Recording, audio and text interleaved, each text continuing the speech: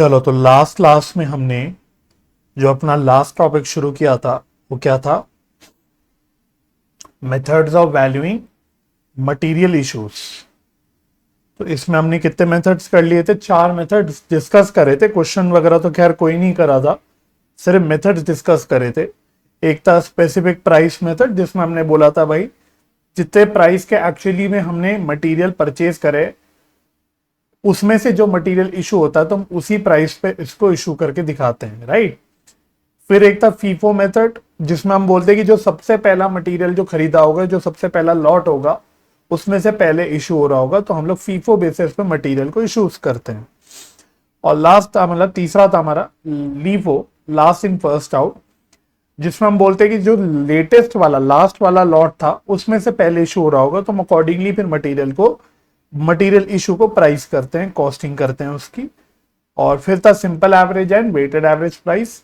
Simple average में हम लोग simple average price per unit या simple average cost per unit निकाल लेते हैं, जिसके बेसिस पे हम लोग मटेरियल इश्यूज को दिखाते हैं। और वेटेड एवरेज प्राइस मेथड में हम लोग weighted average price per unit निकालते हैं, जिसमें हम लोग क्वांटिटी को वेट्स की तरह यूज करते हैं और अकॉर्डिंगली उस प्राइस पे फिर हम लोग इश्यूज को दिखाते हैं। तो ये बातें हमने ब्रीफली डिस्कस करी थी। तो अभी तो आप पहले कॉन्सेप्ट पे आ जाओ, थोड़ा सा पहले कॉन्सेप्ट करते हैं एंड फिर इसको आगे बढ़ाते हैं। तो एक छोटा सा एग्जाम्पल लिखो। हालांकि मेरे को लगता नहीं वैसे जरूरत है इस एग्जाम्पल की, बट फिर भी कर लेते हैं।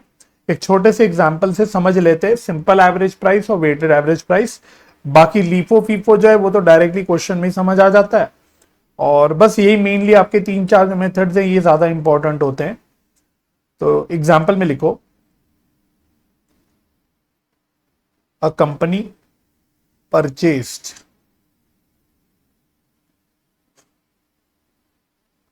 अ रॉ मटेरियल, ब्रैकेट में ऐसे लिख लो, raw material X at different prices and different points of time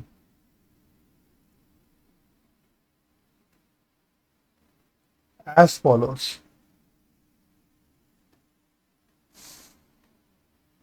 चलो, तो हमने अलग अलग दिन अलग अलग क्वांटिटी अलग अलग प्राइस पे खरीदी। मैंने 200 यूनिट्स रॉ मटेरियल के खरीदे एट ₹97 पर यूनिट। फिर किसी और दिन मानो मैंने 100 यूनिट्स और खरीदे और ये मैंने खरीदे एट ₹98 पर यूनिट। और फिर मैंने एक और किसी दिन 350 यूनिट्स खरीदे और ये मैंने खरीदे एट ₹102 पर यूनिट। बस कैलकुलेट कैलकुलेट। छोटी छोटी चीज से बस 2 चीजें निकालनी है आपको कॉन्सेप्चुअल अंडरस्टैंडिंग के लिए। Simple average price per unit, और दूसरा आपको कैलकुलेट करना है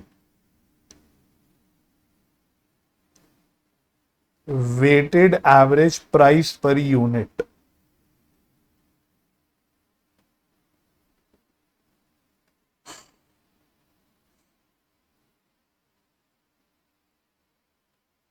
तो इससे बस आपको एक बार आइडिया लग जाएगा, एक बार रिकैप हो जाएगा कि सिंपल एवरेज और वेटेड एवरेज में डिफरेंस होता क्या है। हालांकि सीए फाउंडेशन में आप सीख चुके हो सारी बातें, बट ठीक है, एक रिवीजन हो जाएगी इससे आपकी। चलो, तो ट्राई करना पहले आप जल्दी जल्दी से, चाहे कैलसी पे निकाल लो चाहे कैसे भी निकाल लो।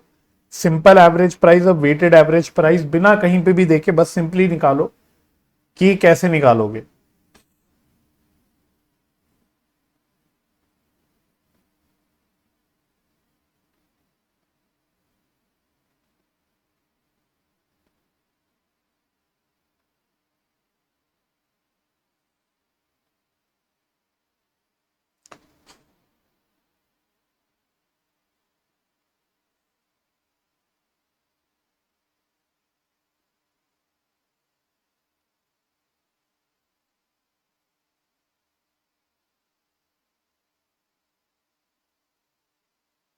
चलो निकला क्या बाय एनी चांस?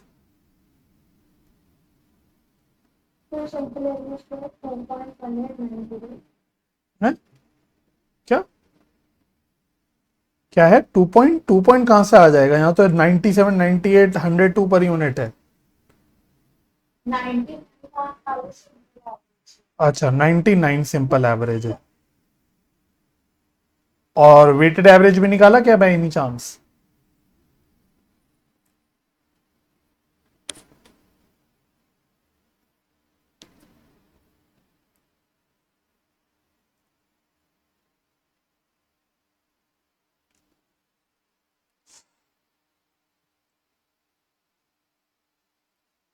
चलो तो एक बार मुझे वेटेड एवरेज भी बता दो। चलो मैं बताता हूं। सबसे पहले सिंपल एवरेज प्राइस क्या है? तो सिंपल एवरेज प्राइस में हमें कुछ नहीं करना होता। जो भी प्राइसेस आपको दे रखी है, मैंने टोटल कितनी प्राइसेस दे रखी है आपको? यहां पे 3 प्राइसेस दे रखी है। इसका आपको बस एवरेज करना होता है। तो देखो सिंपल एवरेज प्राइस कैसे निकलेगा। एक प्राइस मैंने आपको 97 दी, एक प्राइस मैंने आपको 98 दी, एक प्राइस मैंने 102 दी, और टोटल नंबर ऑफ प्राइसेस कितनी दी? 3 दी। तो आप इसको ऐसे समझ लो कि हमने बेसिकली 3 लॉट्स खरीदे। एक लॉट मैंने खरीदा 97 पर यूनिट पे, दूसरा लॉट मैंने खरीदा 98 रुपीज पर यूनिट पे, तीसरा लॉट मैंने खरीदा 102 रुपीज पर यूनिट पे।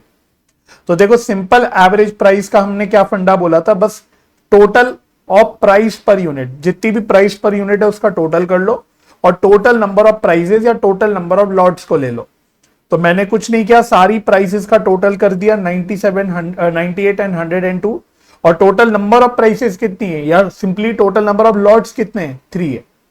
तो इससे मेरा सिंपल एवरेज निकल के आ जाएगा। तो ये आ रहा था, तो सही बोला था, आई थिंक ऋषिका ने बोला था 99 रुपीज, बिल्कुल ठीक बोला था ये। ठीक है, तो ये हो गया आपका सिंपल एवरेज। हाँ करेक्ट। अब weighted average price per unit में क्या डिफरेंस होता है? यहां पे हम लोग प्राइस के साथ साथ क्वांटिटी को भी टेक कंसिडर करते हैं। हम प्राइस के साथ साथ क्वांटिटी को भी कंसिडर करते हैं। तो कैसे होगा? यहां पे बड़ा सिंपल है। तो यहां पे मैं क्वांटिटी लिख देता हूं, यहां पे मैं प्राइस पर यूनिट लिख देता हूं, और फिर हम यहां पे टोटल कॉस्ट निकाल लेते हैं। टोटल कॉस्ट बोले तो price into quantity, price into quantity. ये प्राइस है, ये क्वांटिटी है, क्यू। तो बड़ा सिंपल है भाई, हमने अलग अलग क्वांटिटी खरीदी, 200, 100, 350, 200, 100, 350, अलग अलग प्राइसेस पे खरीदी, अलग अलग प्राइसेस पे खरीदी 97, 98 एंड 102। तो आप टोटल क्वांटिटी देख लो कितनी खरीदी, और फिर टोटल कॉस्ट देख लो कि कितनी वैल्यू की खरीदी। तो 200 इंटू 97, दैट इज 19,400, ये आ गया 9,800, और 350 इंटू 102, ये आ गया 35,700। इसका टोटल देख लो कितना आ रहा है, प्लस 9,800 प्लस 19,400, ये आ रहा है 64,900। और टोटल क्वांटिटी कितनी खरीदी हमने? 650 रुपीज। तो यानी कि हमने 650 क्वांटिटी खरीदी है, 650 यूनिट्स खरीदे। टोटल कितनी वैल्यू के? टोटल कितनी कॉस्ट पे? 64,900 के। तो बस इससे हम लोग निकाल लेते कि weighted average price per unit क्या हो गया। प्राइस पर यूनिट कुछ नहीं है, टोटल कॉस्ट हमने बोला 64,900 की टोटल कॉस्ट है ऑफ 650 यूनिट्स। तो बस डिवाइडेड बाय 650, तो ये आ रहा है 99.85 अप्रोक्सीमेटली पर यूनिट। तो दोनों में से ज्यादा अच्छा कौन सा तरीका है? दोनों में से ज्यादा लॉजिकल तरीका कौन सा है वैसे अगर मैं पूछूं तो? वेटेड एवरेज है ना। तो जाहिर सी बात है भाई, अलग अलग अगर क्वांटिटी खरीदी अलग अलग प्राइस पे, तो हमें क्वांटिटी को भी कंसिडर करना चाहिए, सिंपल बात है। और प्रैक्टिकली भी फिर एवरेज अगर यूज करना होता है तो वेटेड एवरेज ही चलेगा प्रैक्टिकली। सिंपल एवरेज तो कोई यूज करता नहीं, तो क्वेश्चन भी नहीं आता सिंपल एवरेज का। तो प्रैक्टिकली 3 मेथड्स हो गए, लीफो, फीफो, वेटेड एवरेज। उसमें भी लीफो हमने लास्ट क्लास में भी बोला था, और हमने अकाउंट्स में भी ये बात पढ़ रखी है कि अकाउंटिंग स्टैंडर्ड नंबर 2 जो होता है वो लीफो मेथड को रिकॉग्नाइज ही नहीं करता। तो प्रैक्टिकल लाइफ में आपके 2 ही मेथड्स बच जाते हैं, ज्यादातर जो चलते हैं वो है फीफो और वेटेड एवरेज। और इन दोनों में भी अगर आप मुझसे पूछोगे तो सबसे ज्यादा लॉजिकल जो होता है वो होता है वेटेड एवरेज, सबसे ज्यादा। ठीक है, बाकी फिर वो बिजनेस टू बिजनेस डिपेंड करता है कि भाई कौन सा मेथड कैसे, कौन क्या यूज करना चाहता है, उनका नेचर ऑफ बिजनेस क्या चीज में डील करते हैं, बाकी बहुत सारे फैक्टर्स को कंसिडर करके मैनेजमेंट डिसाइड करती है कि हम लोग कौन सा मेथड कंसिडर करेंगे अपनी कॉस्टिंग के लिए, प्राइस निकालने के लिए। चलो जी, तो ये बात हमको समझ आ गई, आई होप सो। तो हमने कितने मेथड्स टोटल कर लिए, एक तो स्पेसिफिक प्राइस या जो भी था, सिंपल एवरेज हो गया, वेटेड एवरेज हो गया, आपका फीफो लीफो सब हो गया। तो टोटल आई थिंक 5 मेथड्स हमने कर लिए, राइट। छठा मेथड एक थ्योरेटिकल मेथड है जो आप बस लिख लो, जस्ट थ्योरेटिकल, क्योंकि एमसीक्यू वगैरह में पूछा जा सकता है। No practical question at all, कोई प्रैक्टिकल क्वेश्चन नहीं आएगा इससे। एक डिफरेंट काइंड ऑफ मेथड है जिसका नाम है बेस स्टॉक मेथड, जिसका नाम है बेस स्टॉक मेथड। तो मैं आपको पहले ये मेथड्स वाला पॉइंट पूरा खत्म करा देता हूं, एक मिनट बच्चों।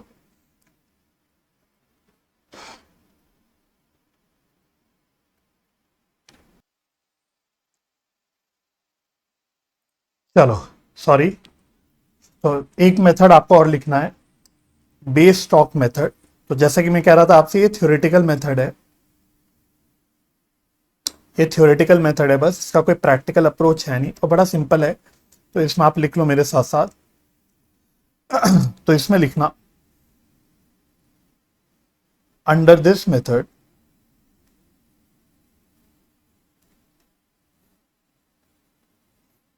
Minimum quantity of stock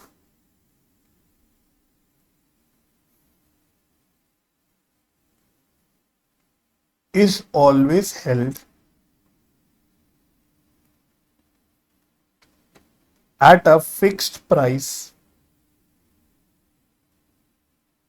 as reserve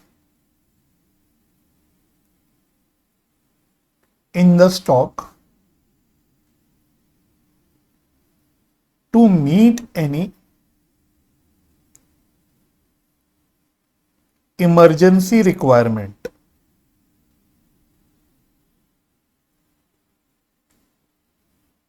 तो ऐसा करो, इसको फर्स्ट एरो डाल के लिख लो, सेकंड एरो में लिख लो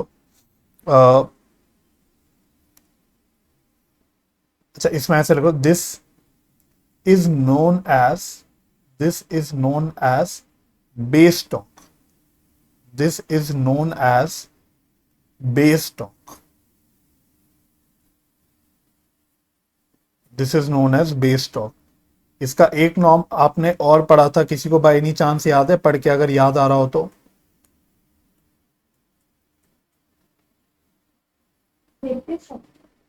नहीं, सेफ्टी स्टॉक नहीं था। सेफ्टी स्टॉक भी कह सकते हो, बफर स्टॉक की बात हमने करी थी।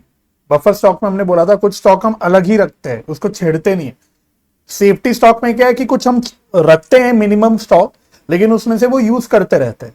लेकिन एक बफर स्टॉक की हमने बात करी थी, काइंड ऑफ वो भी एक काइंड ऑफ सेफ्टी स्टॉक है। लेकिन बफर स्टॉक क्या है कि बफर स्टॉक को हम बिल्कुल भी नहीं छेड़ते, बिल्कुल स्पेशल इमरजेंसी सिचुएशन के लिए हम लोग रखते हैं।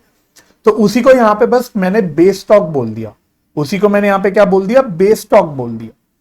तो इस मेथड की खास बात क्या है, ये अपने आप में एज सच कोई अलग मेथड नहीं है, ये मेथड दूसरे मेथड्स के साथ मिलके यूज होता है। कैसे यूज होता है अभी देखना, पहले लिख लो फिर मैं समझाता हूं। इसमें लिखो, such base stock, such base stock of material is valued at original cost, such base stock of material is valued at original cost, whereas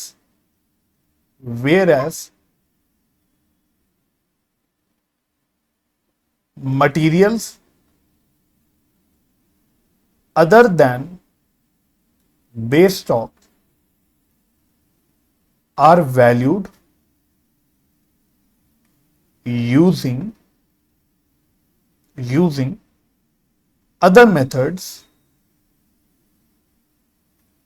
like FIFO LIFO, weighted average, etcetera.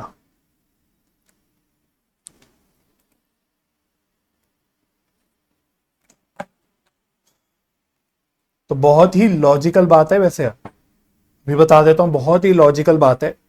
मेरा कैमरा फ्रीज हो गया है शायद, है ना? एक minute. चलो तो एक बार जल्दी से इस बात को समझ लो कि मैं यहां पे क्या बोलना चाह रहा हूं। तो मानो ये मेरा ऐसी समझ लेना, मन में सोच लेना कि ये मेरा एक स्टोर है जहां पे मैं मटेरियल को स्टोर करता हूं, जहां पे मैं मटेरियल को स्टोर करता हूं। तो मैंने क्या कर रखा है, मैंने कुछ स्टॉक बिल्कुल एक अलग रखा हुआ है। तो देखो मैं यहां पे ऐसे बनाता हूं डब्बा, लाल रंग से मैं ऐसे डब्बा बनाता हूं।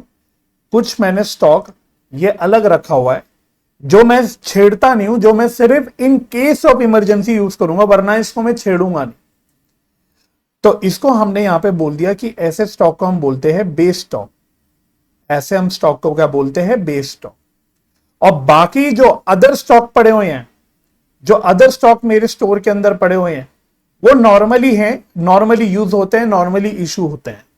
तब होगा क्या, बेस स्टॉक जो है, बेस स्टॉक मेरा बहुत ही कम चांस है जो यूटिलाइज होगा, जो यूज होगा। बेस स्टॉक में से इशू करना पड़ेगा ऐसा बहुत कम होगा। In case of, just in case of emergency ऐसा होगा कि मुझे बेस स्टॉक में से अपने माल को, अपने मटेरियल को इशू करना पड़ेगा, राइट? अब ये बेस स्टॉक में जो माल पड़ा होगा, एक तो ये छोटा सा ही माल होगा, बहुत ज्यादा माल नहीं होगा, ये थोड़ा सा ही होगा। और इसकी मुझे ओरिजिनल कॉस्ट पता होगी कि ये मैंने जो बेस स्टॉक रखा हुआ है वो कौन सी कॉस्ट का मैंने खरीदा था, कितनी कॉस्ट का खरीदा था। हो सकता है बेस स्टॉक में जो मैंने माल रखा हो वो मैंने स्पेशली अलग से खरीद के रखा हुआ हो, तो इसकी मुझे ओरिजिनल कॉस्ट पता होगी। तो इस मेथड में देखो क्या होता है, इस मेथड में अगर जो हम लोग इस बेस स्टॉक में से इशू करते हैं, in case of emergency of course, अगर तो जो हम इस बेस स्टॉक में से इशू करते, तो इस इशू की प्राइसिंग जो होती है वो ओरिजिनल कॉस्ट पे होती है। इस इशू की प्राइसिंग ओरिजिनल कॉस्ट में से होती है। लेकिन जो आपका बाकी स्टॉक पड़ा हुआ है, आपका जो बाकी स्टॉक पड़ा हुआ है, इसको हम लोग नॉर्मली प्राइस करते हैं भाई, कि अगर हमारी पॉलिसी है हम फीफो यूज करेंगे तो हम फीफो यूज करते हैं। अगर मानो हमारी थियोरेटिकली पॉलिसी है लीफो यूज करना तो हम लीफो यूज करेंगे। अगर मानो हमारी पॉलिसी है वेटेड एवरेज यूज करना तो हम वो यूज करेंगे, एंड सो ऑन। बात समझ में आ गई? तो इसमें हम बेस स्टॉक जो रखते हैं, बेस स्टॉक को हम लोग ओरिजिनल कॉस्ट पे ही रखते हैं, इसकी वैल्यू ओरिजिनल कॉस्ट पे रखते हैं। और अगर इसमें से मानो हमें इशू करना पड़ा तो इसको हम लोग फिर अकॉर्डिंगली उस ओरिजिनल कॉस्ट पे इशू करेंगे। कि मानो मुझे पता है कि यार बेस स्टॉक में जो माल पड़ा हुआ है ना वो 100 रुपए पर यूनिट का पड़ा हुआ है, तो अब मुझे पता है भाई जब इस बेस स्टॉक में से अगर मैं इशू कर रहा हूँ तो वो 100 रुपए का इशू हो रहा होगा। लेकिन जो बाकी माल पड़ा हुआ है, जो नॉर्मल आइटम्स हमारे पड़े हुए हैं, जो नॉर्मल बाकी मटेरियल पड़े हुए हैं जहां से हम डे टू डे बेसिस पे इशू करते हैं, उसमें हमारा फिर नॉर्मल बाकी हमारा जो भी मेथड है, जो भी मेथड हम बाकी मटेरियल के लिए यूज करते हैं वो एज इट इज यूज करते रहेंगे, दैट विल कैरी ऑन। तो फीफो यूज करते तो हम फीफो यूज करते रहेंगे, लीफो करते तो वो करते रहेंगे, वेटेड एवरेज करते तो वो करते रहेंगे, एंड सो ऑन। तो बस ये एक मेथड है अलग स्पेशल। तो आप कह सकते हो ये अपने आप में एग्जैक्टली अपना मेथड नहीं है, इस मेथड को आप बाकी मेथड के साथ यूज करते हो। तो देखो सेकंड पॉइंट में मैंने यही लिखा कि such base stock of material is valued at original cost. इस जो बेस स्टॉक में पड़ा रहता है माल, इसको तो मैं ओरिजिनल कॉस्ट पे मेंटेन करता हूं, और जो बाकी है अदर देन बेस स्टॉक जो मटेरियल पड़ा है उसको मैं फिर अदर मेथड से वैल्यू करता हूं, जैसे कि फीफो हो गया, लीफो हो गया, जो भी। क्लियर हो गया? मेथड समझ आ गया ये वाला? फटाफट से बताओ। ठीक है, ओके ओके ओके। उसके बाद आप एक काम करो, कुछ और मेथड्स भी होते हैं जिसके बस मैं आपको मेनली नाम पढ़ा देता हूं, नाम बता देता हूं। कुछ अदर मेथड्स भी होते हैं जो एग्जाम में आते नहीं है, बिल्कुल भी चांसेस नहीं है, मतलब आने को तो ऐसे कुछ भी आ सकता है, ज्यादा से ज्यादा एमसीक्यू में कुछ छोटा मोटा क्वेश्चन आ सकता है। तो आपको बस पता होना चाहिए कि there are some other methods also. तो आप अदर मेथड्स के नाम लिख लो, जैसे कि मतलब मैं इसको कैटेगराइज कर लेता हूं। एक होता है मार्केट प्राइस मेथड्स, जिसमें हम लोग बोलते हैं यार एक काम करो, हम अपने मटेरियल इश्यूज को लीफो वीफो इन सब चक्करों में पड़ने की जगह अपने मार्केट प्राइस पे वैल्यू करेंगे, जो भी मार्केट प्राइस चल रही मटेरियल की उस पे वैल्यू करेंगे।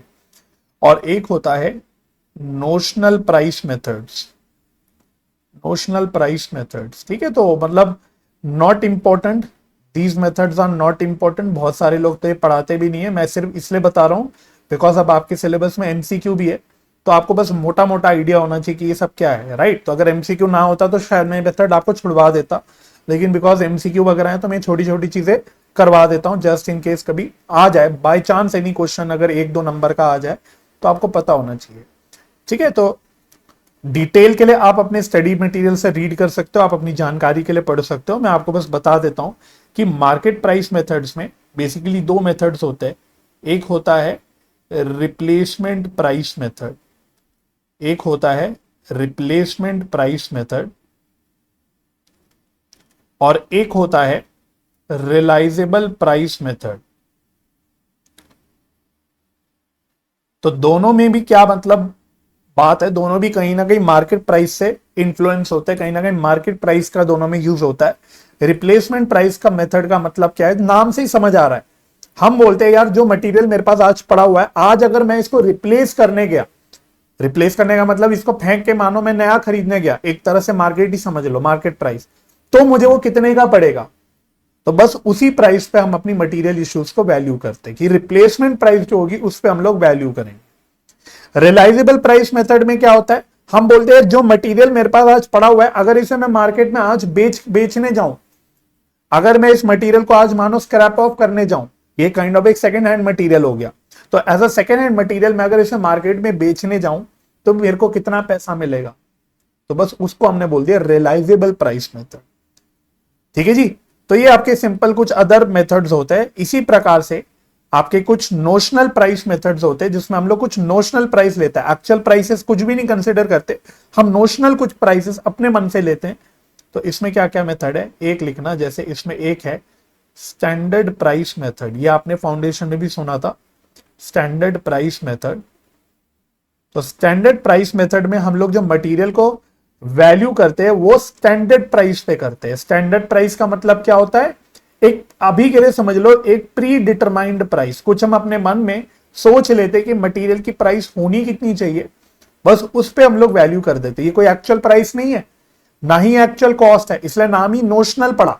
नोशनल का मतलब आप समझते हो, नोशनल मतलब कोई चीज जो है नहीं, मतलब सोच रहे बस है, ठीक है। तो हम लोग मटेरियल को उस प्राइस पे वैल्यू करते हैं जो हमें लगता है जो होनी चाहिए हमारे हिसाब से, स्टैंडर्ड प्राइस, ठीक है। बाकी एक आपका चैप्टर बिल्कुल लास्ट में जाके आएगा आपके सिलेबस में जिसका नाम है स्टैंडर्ड कॉस्टिंग, तो वहां पे तो हम लोग स्टैंडर्ड वर्ड को डिस्कस करते ही हैं, वहां पे तो आपका अलग चैप्टर ही हो जाता है, तो वहां पे आपको और आइडिया हो जाएगा स्टैंडर्ड का यहाँ पे क्या मतलब है। बट स्टैंडर्ड प्राइस मेथड का मतलब जहां पे हम मटीरियल इश्यूज को प्राइस करते हैं एट स्टैंडर्ड प्राइस, सिंपल, नाम से ही क्लियर हो गया। बाकी फिर कुछ और मेथड्स होते हैं, मैं आपको नाम लिखवा देता हूं और मैं आपको रिक्वेस्ट करूंगा ये मेथड आप एक बार जस्ट वंस रीड कर देना, आपकी बुक में आप देख लेना, पढ़ के समझ आ जाएगा, बहुत ही सिंपल है, मुझे नहीं लगता इसमें कोई टेक्निकल बात है। जैसे इन्फ्लेटेड प्राइस मेथड एक है और एक है रीयूज प्राइस मेथड। मतलब ये मेथड है जिनसे आप एक्सपेक्ट मत करना कि क्वेश्चन आएगा, जस्ट आपको पता होना चाहिए कि इन्फ्लेटेड प्राइस मेथड और रीयूज प्राइस मेथड क्या होता है। इन्फ्लेटेड प्राइस मेथड का मतलब होता है कि कभी कभी क्या होता है कि अगर हमारा मटेरियल में कुछ डैमेज वगैरह हो गया, कुछ वेदर खराब की वजह से, बारिश पानी की वजह से, मानो मानो सीपेज हो गई हमारे स्टोर में, उसकी वजह से हमारे मटेरियल में कुछ डैमेज हो गया, तो उसमें हम लोग क्या करते हैं, उस डैमेज की वजह से उस मटेरियल की वैल्यू को बढ़ा देते हैं अपने आप। अगेन ये वही बात है, मैंने सोचा कि मेरे पास 100 रुपए का माल पड़ा था लेकिन उसमें कुछ पानी वानी गिर गया, कुछ हो गया, तो वो थोड़ा सा डैमेज हो गया, थोड़ा सा मतलब वो बिल्कुल न्यू कंडीशन में नहीं रहा, तो मैं बोलता हूँ यार अब ये 100 डैमेज की वजह से इसकी वैल्यू बढ़ गई, कहीं ना कहीं मेरे लिए एक ज्यादा नुकसान होगा, अब यही मटेरियल में इशू करने जाऊंगा तो मेरा ज्यादा नुकसान होगा कि मैं खराब मटेरियल इशू कर रहा हूँ। तो बस इसलिए हम लोग प्राइस को इन्फ्लेट कर देते हैं, नोशनली इन्फ्लेट करते, कुछ सोच के नहीं करते, नोशनली करते, इसलिए भी नोशनली है, ठीक है। तो इस तरह से ये दोनों प्राइस आप एक बार रीड कर देना, मैं आगे लिख लेता हूं, you can just read it, मन करे तो रीड कर देना, मन ना करे तो मत रीड करना। तो ये बस मैंने आपको बता दिए कि आप इसको रीड कर सकते हो इन होमवर्क। तो ज्यादा होमवर्क तो आपके लिए होता नहीं मेरे पास, तो आपको मैं छोटी छोटी चीजें दे सकता हूं कि आप इसको रीड कर सकते हो फॉर नॉलेज। ठीक है, क्योंकि मैं अब आगे बढ़ना चाहता हूं, मैं कुछ इंपॉर्टेंट चीजों पे आना चाहता हूं जो एग्जाम के लिए रेलिवेंट है, क्वेश्चंस पे आना चाहता हूं थोड़ा सा, जो आपके लिए एक्चुअली में एग्जाम पॉइंट ऑफ व्यू से इंपॉर्टेंट है। तो फटाफट से आओ, अब आप अपनी बुक खोल सकते हो, क्वेश्चंस करना शुरू करते हैं। थोड़ा सा क्वेश्चन करना शुरू करते हैं। तो इलस्ट्रेशन नंबर 13 पे आना, इलस्ट्रेशन नंबर 13। तो जल्दी से इलस्ट्रेशन नंबर 13 खोलना। तो इलस्ट्रेशन 13 से हम एक्चुअली में एक एक करके, मतलब मैं आपको कुछ क्वेश्चंस करा के mainly LIFO, FIFO, weighted average इनको सिखा दूंगा कि इसमें आपको काम कैसे करना होता है। तो ये है पेज नंबर, कौन सा है ये, पेज नंबर है 2.55, मेरे ख्याल से पेज नंबर 2.55 पे होना चाहिए आपके, इलस्ट्रेशन नंबर 13। चलो, तो बेसिक क्वेश्चन है, कॉन्सेप्चुअल क्वेश्चन है, इसमें मैं लिख देता हूं। इससे आपको बेसिकली मैं फीफो और लीफो सिखाना चाहता हूं, फीफो और लीफो सिखाना चाहता हूं। तो एक बार रीड करना, क्वेश्चन क्या कहता है। The following information is provided by Sunrise Industries for the fortnight of April 2023। तो कुछ अप्रैल महीने की कुछ आपको जानकारी दे रखी है। एक मटेरियल है जिसका नाम है EXE, मटेरियल EXE नाम है, चलो नाम से कुछ लेना देना नहीं, मेन बात यहां से शुरू हो रही है। वो कह रहा है 1 अप्रैल को हमारे पास ओपनिंग स्टॉक पड़ा है इस मटेरियल का, 100 यूनिट पड़े हैं जो कि है 5 रुपए पर यूनिट के। तो ओपनिंग स्टॉक वो दे रहा है आपको कि हमारे पास ओपनिंग डेट पे 100 यूनिट पड़े हैं 5 रुपए पर यूनिट के। फिर उसने बताया कि हमने परचेजेस करी, इसको अलग अलग डेट पे परचेजेस करी मटेरियल की। हमने 5 अप्रैल को 300 यूनिट खरीदे 6 रुपए पर यूनिट पे। ठीक है, तो मतलब ये पर यूनिट है, सब समझ जाना कि दिस इज पर यूनिट, लिखा नहीं उसने बट अंडरस्टूड है कि पर यूनिट है। तो हमने 5 अप्रैल को 300 यूनिट खरीदे 6 रुपए पर यूनिट के। फिर हमने 8 अप्रैल को 500 यूनिट खरीदे 7 रुपए पर यूनिट पे। फिर हमने 12 अप्रैल को 600 यूनिट खरीदे 8 रुपए पर यूनिट पे। तो ये आपको परचेजेस की जानकारी दे रहा है। फिर वो आपको इश्यूज की जानकारी दे रहा है कि हम अब स्टोर्स में बैठे हैं, अब याद रखना हम स्टोर्स पे बैठे हैं, मटेरियल इशू करना मतलब हम लोग प्रोडक्शन डिपार्टमेंट को मटेरियल इशू कर रहे होंगे। तो उसने बोला 6 अप्रैल को हमने 250 यूनिट इशू करे, 10 अप्रैल को हमने 400 यूनिट इशू करे, 14 अप्रैल को हमने 500 यूनिट इशू करे। तो सिंपल परचेज की और इशू की आपको जानकारी दे रहा है। वो कह रहा है रिक्वायर्ड ए में कैलकुलेट करो यूजिंग फीफो एंड लीफो, दोनों भी यूज करके, फीफो भी लीफो भी यूज करके, of pricing issues the value of material consumed during the period. तो इसका क्या मतलब है, अगर आप टोटल देखोगे हमने टोटल कितने यूनिट्स इशू करे, 250 प्लस 400 प्लस 500, दैट इज हमने कहीं ना कहीं आई थिंक 1150 यूनिट इशू करे। इसका मतलब ये 1150 यूनिट कंज्यूम हो गए, ये तो यूनिट है। अगर अब वो आपसे पूछ रहा है कि बताओ ये कितने रुपीस के मटेरियल हमने कंज्यूम करे, ये निकालना है यूजिंग फीफो एंड लीफो। तो यही निकालने के लिए तो हम ये सारे मेथड सीख रहे हैं, यही मेथड्स, यही निकालने के लिए तो हम सारे मेथड सीख रहे हैं। फिर कहता है दूसरी बात, ये आपका बेसिकली आता था फाउंडेशन में, एग्जाम में क्वेश्चन आता था, value of stock of material निकालो ऑन 15 अप्रैल 2023। तो बस वो कह रहा है कि भाई ये सारे परचेज, सारे इशू होने के बाद जो भी क्लोजिंग स्टॉक बचा होगा हमारे पास, उसकी कितनी वैल्यू होगी उसकी भी रुपीस में बता दो यूजिंग फीफो एंड लीफो। तो एक बार फीफो यूज करना है, फीफो से आपको सारी चीजें कैलकुलेट करनी है, फिर लीफो यूज करना है, लीफो से आपको सारी चीजें कैलकुलेट करनी है। फिर कहता है बी में, कहता है एक्सप्लेन करो why the figures in A and B बोले तो यहां पे ऑफ पार्ट ए, मतलब एक आपका फीफो और लीफो से मटेरियल इशू का वैल्यू निकल के आएगा, एक आपका फीफो और लीफो से क्लोजिंग स्टॉक का वैल्यू निकल के आएगा। दो वैल्यूज हम निकालोगे फीफो और लीफो से अलग अलग, तो टोटल 4 वैल्यूज निकलेगी। एक फीफो से निकलेगा आपका कंज्यूम्ड और क्लोजिंग स्टॉक, फिर आपका लीफो से निकलेगा कंज्यूम्ड और क्लोजिंग स्टॉक। तो ऐसे आपकी 4 चीजें निकलेगी। तो वो कह रहा है कि why the figures in A and B in part A of this question are different under the 2 methods of pricing of material issues used. Although उसने बोला you need not draw the stores ledger, stores ledger बनाने की जरूरत नहीं, but हम फिर भी बच्चों बनाएंगे क्योंकि इससे आपको सीखना भी है। स्टोर्स लेजर उसने बोला चाहो तो मत बनाओ, उसने आपको ऑप्शन दिया कि आप चाहो तो छोड़ दो, लेकिन मैं तो हमेशा सजेस्ट करूंगा स्टोर्स लेजर बना लेना चाहिए। इससे आपके लिए सारा काम आसान हो जाता है, गलती का चांस खत्म हो जाता है। तो मैं आपको स्टोर्स लेजर बना के दिखाऊंगा। और स्टोर्स लेजर है कुछ नहीं, बचपन में आप जो फाउंडेशन में जो फीफो लीफो के आप करते थे ना काम सारे, कि आप परचेज दिखाते थे, आप इश्यूज दिखाते थे, सब करते थे, क्लोजिंग स्टॉक दिखाते थे, वही काम आपको यहां पे करना है। तो मेरे साथ साथ करना। पहले मैं कॉलम्स बना लेता हूं, आपको कैसे काम करना है। पहले आप एक छोटा कॉलम बनाना डेट का, आप एक छोटा कॉलम बनाना डेट का, फिर एक बड़ा कॉलम बनेगा रिसिप्ट्स का।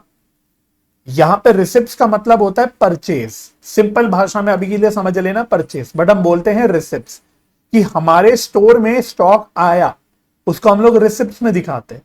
फिर हमारे स्टोर से मटेरियल इशू हुआ, तो हम लोग एक कॉलम अगेन बड़ा सा बना लेते हैं इश्यूज का, और फिर लास्ट कॉलम आपका बन जाता है बैलेंस का। ये भी थोड़ा बड़ा बनेगा, थोड़े आपके बड़े कॉलम बनते हैं। एक छोटा कॉलम डेट का, फिर रिसिप्ट्स का, इश्यूज का, और फिर बैलेंस का। रिसिप्ट्स में आपको क्या क्या बनाना है देखो, एक बनाना कॉलम क्वांटिटी, एक कॉलम बनाना प्राइस, एक कॉलम बनाना टोटल, और बिल्कुल सेम कॉलम तीनों में रिपीट करने हैं। ये सब कॉलम मान लो, इश्यूज में क्वांटिटी, प्राइस, टोटल। बैलेंस में भी बना लो क्वांटिटी, प्राइस, टोटल।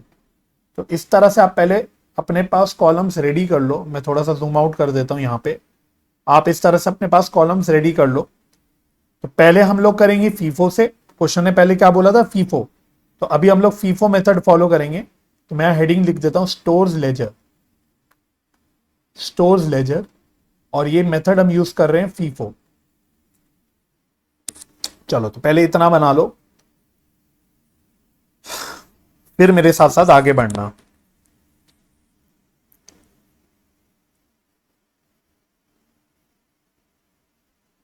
चलो चलो तो आपको समझ आ जाएगा।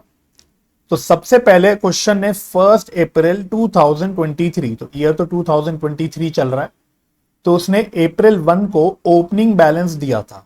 तो ओपनिंग बैलेंस आप कहां लिखोगे, बैलेंस के कॉलम में लिखोगे। तो सब क्वेश्चन ने बता रखा है, आपको बस लिखना है कि 100 यूनिट है, 5 रुपए पर यूनिट के, तो इसका टोटल हो गया 500 रुपए। ये हो गया 500 रुपए, ठीक है। अब आपको डेट वाइज चलना है, अब आपको डेट वाइज चलना है। जो चीज पहले हुई वो पहले करना है, और सबको साथ में लेके, परचेज हो रहा है, इश्यू हो रहा है, सबको साथ में देके सबसे पहले बताओ क्या हुआ, दोनों को देखते हुए। तो सबसे पहले 5 अप्रैल को 300 यूनिट हमने 6 रुपए खरीदा। वेरी गुड, है ना। तो हमने 5 अप्रैल को खरीदा है, तो हम अप्रैल 5 लिखेंगे। और क्योंकि खरीदा है तो मेरे स्टोर्स में मटेरियल आया होगा, तो हम लोग इसको रिसिप्ट्स में दिखाएंगे। तो हम बोलेंगे यार हमने 300 यूनिट्स खरीदे, हमने 300 यूनिट्स खरीदे 6 रुपए के, तो टोटल इसकी कितनी हो गई, 1800 रुपए। टोटल वैल्यू हो गई 1800। यहां मैं डैश डैश डालते हुए चलता हूं बाकी जगह। तो अब देखो मेरे पास बैलेंस क्या हो गया, 100 यूनिट तो 5 रुपए वाले पुराने पड़े हुए थे ओपनिंग बैलेंस वाले, और अब मेरे पास मानो एक नया लॉट आ गया। ये बेसिकली लॉट है, मेरे पास एक नया लॉट आ गया 300 यूनिट का 6 रुपए का, जिसकी टोटल वैल्यू है 1800 रुपए। तो मैं इसको ऐसे बना लेता हूं। तो ये मेरा नया लॉट आ गया। तो अब मेरे पास बेसिकली 2 लॉट्स हो गए, एक पुराना एक नया। अब इसके बाद करते रहना साथ साथ मेरे।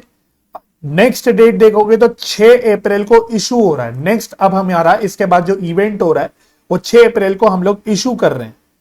तो यहां पे अब हम लिखेंगे अप्रैल 6। तो अब इशू के कॉलम में डालना है, अब इशू के कॉलम में डालना है। हम बोलेंगे कि हमने 250 यूनिट्स इशू करे 6 अप्रैल को। अब असली जो बात है जिसके लिए हम सारी बातें सीख रहे हैं, वो सीख रहे हैं कि भाई हम कितनी प्राइस का बोले, कि हमने कितनी कॉस्ट का मटेरियल इशू करा। तो यहां पे अब हम लोग फॉलो कर रहे हैं फीफो, और फीफो मेथड क्या कहता है, पुराना सबसे पहले इशू होगा, जो पहले आया वो पहले इशू होगा। तो हमारे अभी तक के बैलेंस में पुराना लॉट कौन सा पड़ा हुआ है, ये वाला पड़ा हुआ है।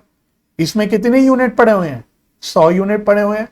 तो हम बोलेंगे, अब ये मैं थोड़ा सा मिटाना पड़ेगा, हम बोलेंगे देखो ये जो 250 यूनिट इशू हुए हैं वो कहां से इशू हुए हैं, 100 यूनिट तो पुराने वाले इशू हुए हैं, 100 यूनिट तो ओपनिंग में से इशू हुए हैं पहले 5 रुपए के 500, और रिमेनिंग 150 यूनिट्स मेरे नए लॉट में से, दूसरे लॉट में से हुए होंगे 6 रुपए वाले में। तो ये टोटल आई थिंक आ जाएगा 900। तो पहले वाला लॉट पहले यूज होगा और उसी ऑर्डर में फिर यूज होता रहेगा। ये फीफो कहता है। अब लीफो करेंगे तो उल्टा हो जाएगा, नए वाले को पहले यूज करेंगे, फिर पुराने वाले को करेंगे वो बाद में। तो ये मेरा टोटल हो गया इस इशू का प्राइस 500 प्लस 900 टोटल हो गया 1400। और ये करने के बाद मेरे पास बैलेंस क्या बच गया, अब मेरे पास पुराने मतलब सॉरी नए लॉट में से ही बैलेंस बच गया, वो भी 150 यूनिट्स 6 रुपीज 1800, क्योंकि पहला लॉट मेरा चला गया। बस ये काम आपको करते रहना है। तो अब थोड़ा सा फास्ट फास्ट करते हैं। नेक्स्ट जो इवेंट हो रहा होगा बिल्कुल प्रॉपर सीक्वेंस में चल रहा है। 8 अप्रैल को हमने फिर से परचेज करा 8 अप्रैल को, तो अब हम यहां लिखेंगे अप्रैल 8 परचेज करा। तो रिसिप्ट्स कॉलम में 500 यूनिट कितने रुपए पे परचेज करा, 7 रुपए पे। तो टोटल हो गया 3500, टोटल हो गया 3500। ठीक है, इश्यू तो कुछ भी नहीं करा।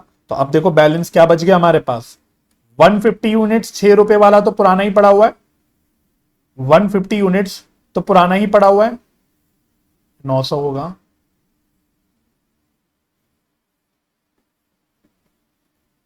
तो देखो 150 यूनिट्स तो पुराना ही वाला पड़ा हुआ है, और अब हमारे पास एक नया फिर से लॉट आ गया 500 यूनिट है, जिसमें 7 रुपए वाला, जिसकी टोटल वैल्यू है 3500, जिसकी टोटल वैल्यू है 3500। बस तो अब मैं फिर से आगे इसके आगे ऐसे कर्ली ब्रैकेट बना लेता हूं कि भाई ये मेरा लॉट है, एक लॉट 1 एक लॉट 2 ऐसा समझ लो। फिर क्या हुआ, इसके बाद इशू हो रहा होगा, बिल्कुल सीक्वेंस में चल रहा है। 10 अप्रैल को 400 यूनिट इशू हुए, 10 अप्रैल को 400 यूनिट इशू हुए। तो अप्रैल 10 को 400 यूनिट इशू हुए। अब फिर से वही फीफो बेसिस पे इशू होंगे, तो पहले इन 150 में से होंगे, पुराना लॉट जो पड़ा है पहले उसमें से होंगे। तो ये 6 रुपए के हिसाब से 900 रुपए पे होंगे, ये 900 रुपए पे इशू होंगे।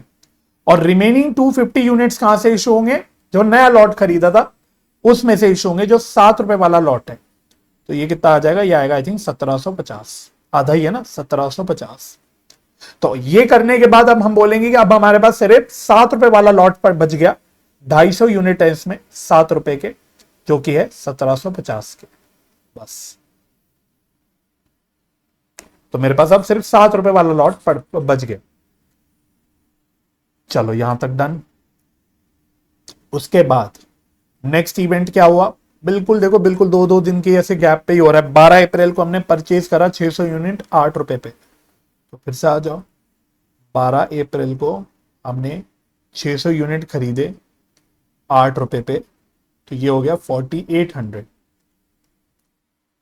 तो अब फिर मेरे पास 2 लॉट हो गए, एक तो पुराना लॉट है 7 रुपए वाला जो पड़ा हुआ था, और अब मेरे पास एक नया लॉट आ गया 600 यूनिट का 8 रुपए वाला, तो ये हो गया 4800, 4800 का। तो ये मेरा फिर से हो गया, अब 7 रुपए वाला पुराना हो गया, 8 रुपए वाला नया हो गया। चलो यहां तक डन हो गया। उसके बाद नेक्स्ट क्या हुआ, 14 अप्रैल को हमने 500 यूनिट फिर से इशू कर दिए लास्ट। चलो तो 14 अप्रैल को, अप्रैल 14 को हमने 500 यूनिट इशू कर दिए। तो यहां तो डैश डैश। अब ये 500 यूनिट कहां कहां से इशू करे होंगे, 250 यूनिट्स पुराने 7 रुपए वाले में से करे होंगे, तो ये हो गया 1750। और रिमेनिंग जो आपके 250 यूनिट्स हैं वो मैंने नए लॉट में से इशू करे होंगे, दैट इज 8 रुपीज वाले में से। तो ये कितना हो गया 250 इंटू 8, तो ये आ गया 2000, ये आ गया 2000। तो ये मेरा टोटल इशू हो गया। और ये सब कराने के बाद मेरे पास कितना बच गया, 250 यूनिट में से सॉरी 600 यूनिट में से 250 चले गए, तो कितने बच गए, 350 यूनिट बच गए 8 रुपए वाले। तो ये कितने के बच गए, ये बच गए 2800, ये बच गए 2800। तो पहले यहां तक कर लो, यहां तक पकड़ लो, यहां तक बताओ हो गया यहां तक, ठीक है। अब क्वेश्चन ने 2 चीजें बोली थी, एक तो क्लोजिंग स्टॉक बोला था निकालने का, तो चलो क्लोजिंग स्टॉक तो ये रहा 2800 रुपए, क्लोजिंग स्टॉक तो ये रहा। और उसने बोला था मटेरियल कितना कंज्यूम हुआ वो निकालो, कितना मटेरियल कंज्यूम हुआ। तो उसके लिए आपने यहां पे जो कॉलम में टोटल लिखी हुई है इशू वाले कॉलम में, बस उसका टोटल कर लो, क्योंकि मटेरियल कंज्यूम हो गया। तो 1400 ये हो गया, फिर प्लस 900 प्लस 1750 प्लस 1750 प्लस 2000, तो ये टोटल आ रहा है 7800।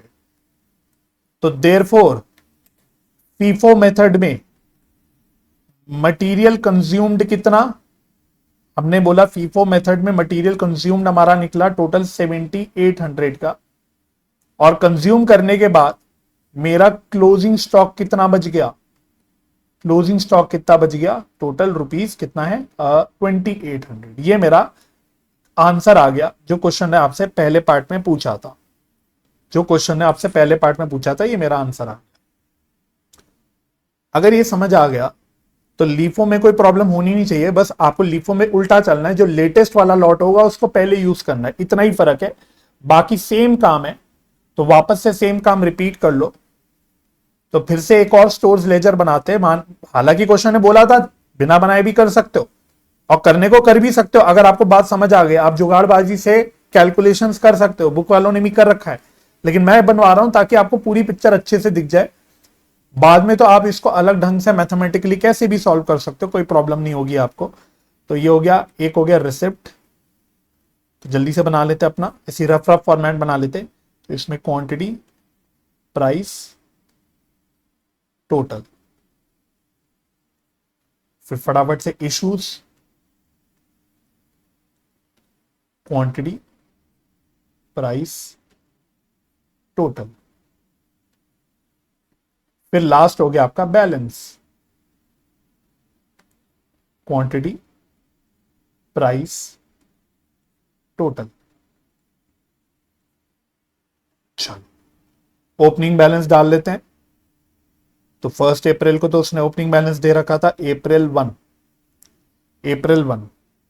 तो उसने ओपनिंग बैलेंस कितना दे रखा था, उसने बोला था 100 यूनिट्स, यहां पे लिखेंगे 100 यूनिट्स 5 रुपए के, तो टोटल थे 500 रुपए, ये तो ओपनिंग बैलेंस था। ठीक है, अब फास्ट फास्ट करना है, जल्दी जल्दी से। अप्रैल 5 को क्या हुआ, अप्रैल 5 को हमने नए मटेरियल खरीदे थे, तो रिसिप्ट में आ जाएगा 300 यूनिट 6 रुपए के, तो ये आ गया था 1800। तो अब मेरे पास 2 लॉट हो गए, एक हो गया 100 यूनिट 5 रुपए वाला लॉट जो कि है 500 रुपए का,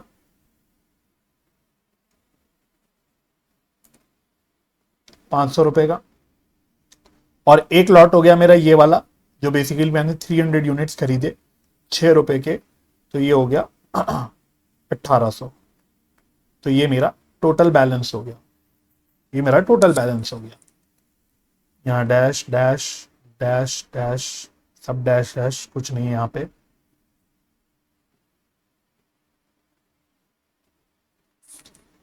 चलो उसके बाद क्या हो रहा था, उसके बाद अप्रैल 6 को हमने इशू करा था, अप्रैल 6 को हमने इशू करा था 250 यूनिट्स।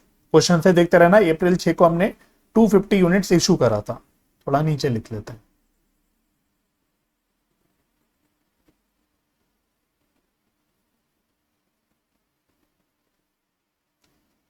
तो अप्रैल 6 को हमने कुछ इशू करा, हमने 250 यूनिट्स इशू करा। अब फटाफट से बताओ लीफो में हम पहले कौन से लॉट में से इशू करेंगे, अब हम नए वाले लॉट में से करेंगे, राइट, इसमें से करेंगे पहले। तो क्योंकि अब 250 यूनिट्स इशू करा, तो 250 यूनिट्स तो पूरे ही हमारे नए लॉट में पड़े ही है, तो इसका मतलब अब सारा का सारा जो इशू होगा वो नए लॉट में से होगा, सारा का सारा इशू आपके नए लॉट में से होगा। तो ये कितना आ रहा है, ये आ रहा है 1500। तो अब सारा का सारा इशू आपका नए लॉट में से होगा। ठीक है जी, तो अब आपके पास क्या बच गया, पुराना वाला 100 यूनिट वाला लॉट तो बच ही गया 500 रुपए में, क्योंकि ये तो छेड़ना ही नहीं पड़ा, मैं इसमें से इशू ही नहीं हुआ। और नए लॉट में से 300 में से 250 चले गए, तो बचे 50 यूनिट 6 रुपए वाले, तो ये बच गया 300 रुपए, ये बच गया 300 रुपए। As simple as that. ठीक है जी।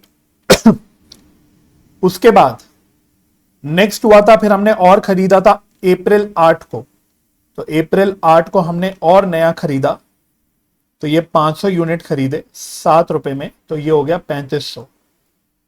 तो अब देखो बैलेंस में तो भसड़ मच गई हमारे पास, अब 3-3 लॉट हो गए, अब हमारे पास 3-3 लॉट हो गए।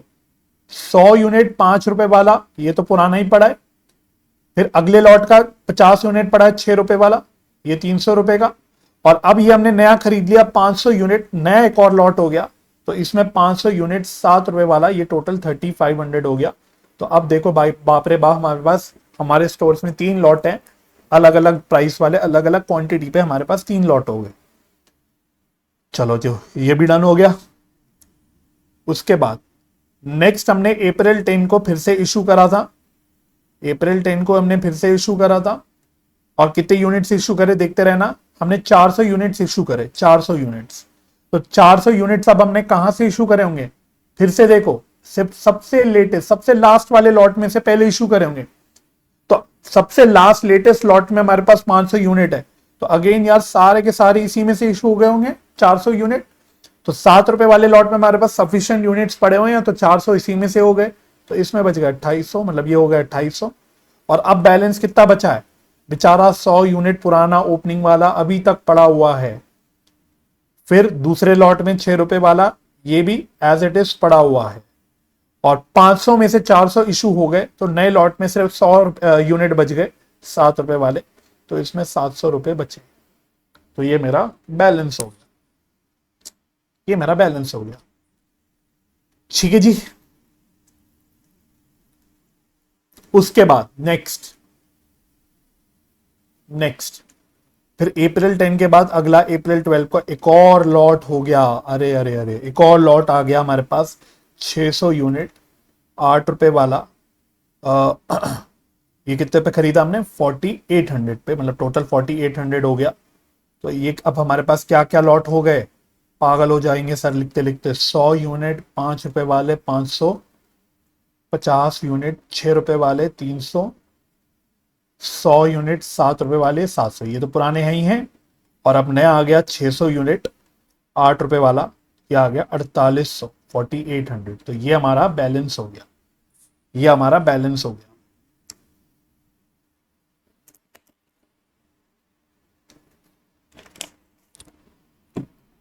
चलो ये हो गया। उसके बाद लास्ट अब हमने क्या किया, 14 अप्रैल को फाइनल इशू करा, लास्ट ट्रांजैक्शन, लास्ट इवेंट। तो उसमें हमने 500 यूनिट इशू करे। तो फिर से देखो 500 यूनिट कहां से इशू हो गए होंगे, सारे के सारे अगेन इस नए लॉट में से हो गए होंगे, लेटेस्ट लॉट में से। तो बताओ, सारे हमने हर जगह इशू लेटेस्ट लॉट में से कर लिया। 500 यूनिट हमने इशू कर दिए 8 रुपए वाले में से, तो ये 4000 रुपए हो गए। और अब बैलेंस कितना बचा है, 50 यूनिट 6 रुपए वाला 300, 100 यूनिट 7 रुपए वाला 700, 600 यूनिट नहीं, 600 नहीं, 600 में से 500 चले गए, तो बचे 100 यूनिट। तो 8 रुपए वाला ये हो गया 800। तो टोटल कितना हो गया, 1800। चलो जी, ये टोटल हो गया 1800। तो एक तो देखो क्लोजिंग स्टॉक तो हमारा कितना बच गया, सब होने के बाद क्लोजिंग स्टॉक हमारा 1800 बच गया। ओपनिंग रह गया क्या, ओहो, ओके ओके, यहां लिख देता हूं 100 100 105 वाला, तो ये हो गया 500। तो टोटल कितना हो गया, 2300। ठीक है, ये हो गया 2300। ठीक है। और मटेरियल इश्यूज का टोटल कितना आ गया, इसका भी टोटल कर लो, 8300। ठीक है, तो सब टोटल का टोटल कर दिया।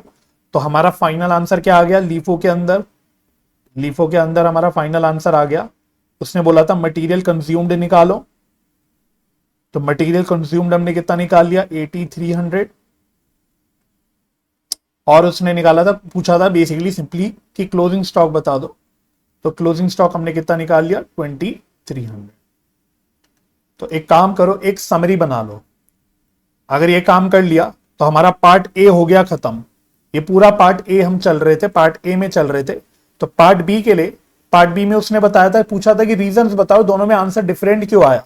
तो पहले डिफरेंट आंसर जो हमारा आया उसको हम समराइज कर देते हैं। तो पहले एक समरी बना लो, समरी बना लेते हैं हम। ठीक है, तो यहां लिखते हैं मेथड, एक कॉलम बनाते हैं मेथड का। ठीक है, एक हमने आंसर निकाला किसका, या ऐसे करो,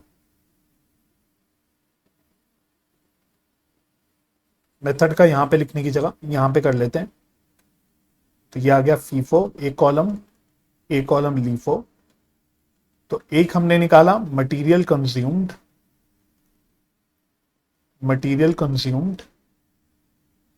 फीफो में कितना निकाला हमने मटेरियल कंज्यूम्ड फीफो में, तो फीफो में मटेरियल कंज्यूम आया था 7800 और लीफो में आया था 8300।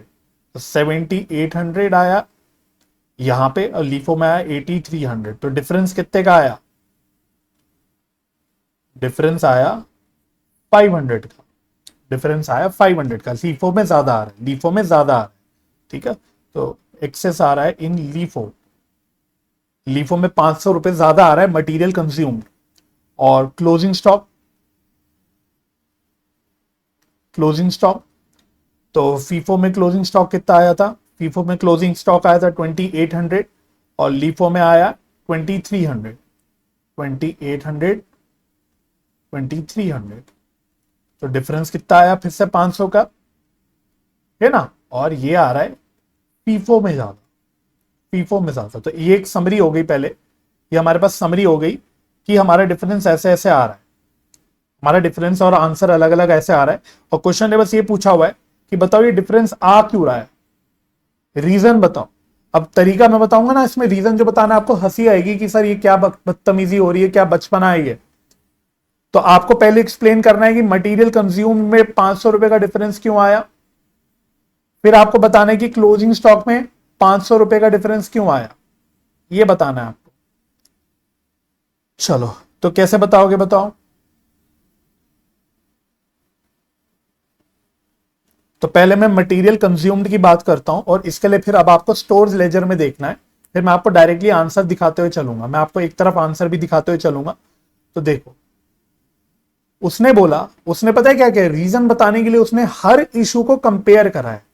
उसने बोला देखो यार फीफो मेथड में जो हमने पहली इशू करी थी 6 अप्रैल वाली, हमने फीफो मेथड में 6 अप्रैल वाली जो इशू करी थी उसमें जो हमने इशू को प्राइस करा वो 5 रुपए वाले पे करा 500 रुपए और 6 रुपए वाले पे करा 900 रुपए। तो यहां पे टोटल हमने जो प्राइसिंग करी वो कितनी की करी? 1400 की करी। टोटल हमने प्राइसिंग करी 1400 की। वहीं अगर ये प्राइसिंग हम लीफो में देखेंगे, यही प्राइसिंग हम लीफो में देखेंगे तो हमने पूरी 6 रुपए वाले में से करी 1500 रुपए। तो यहां पे डिफरेंस कितना आ गया? पहले इशू में डिफरेंस कितना आ गया? पहले इशू में अगर आप चेक करोगे एक जगह 1400 आया, एक जगह 1500 आया। तो मैं यहां पे लिखते हुए चलता हूं नीचे। तो पहले हम मटेरियल कंज्यूम्ड को रिकंसाइल करते हैं, तो उसने बोला जो पहला डिफरेंस आया वो क्या आया, मैं यहां से दिखाते हुए चलता हूं। देखो यहां से चेक करना।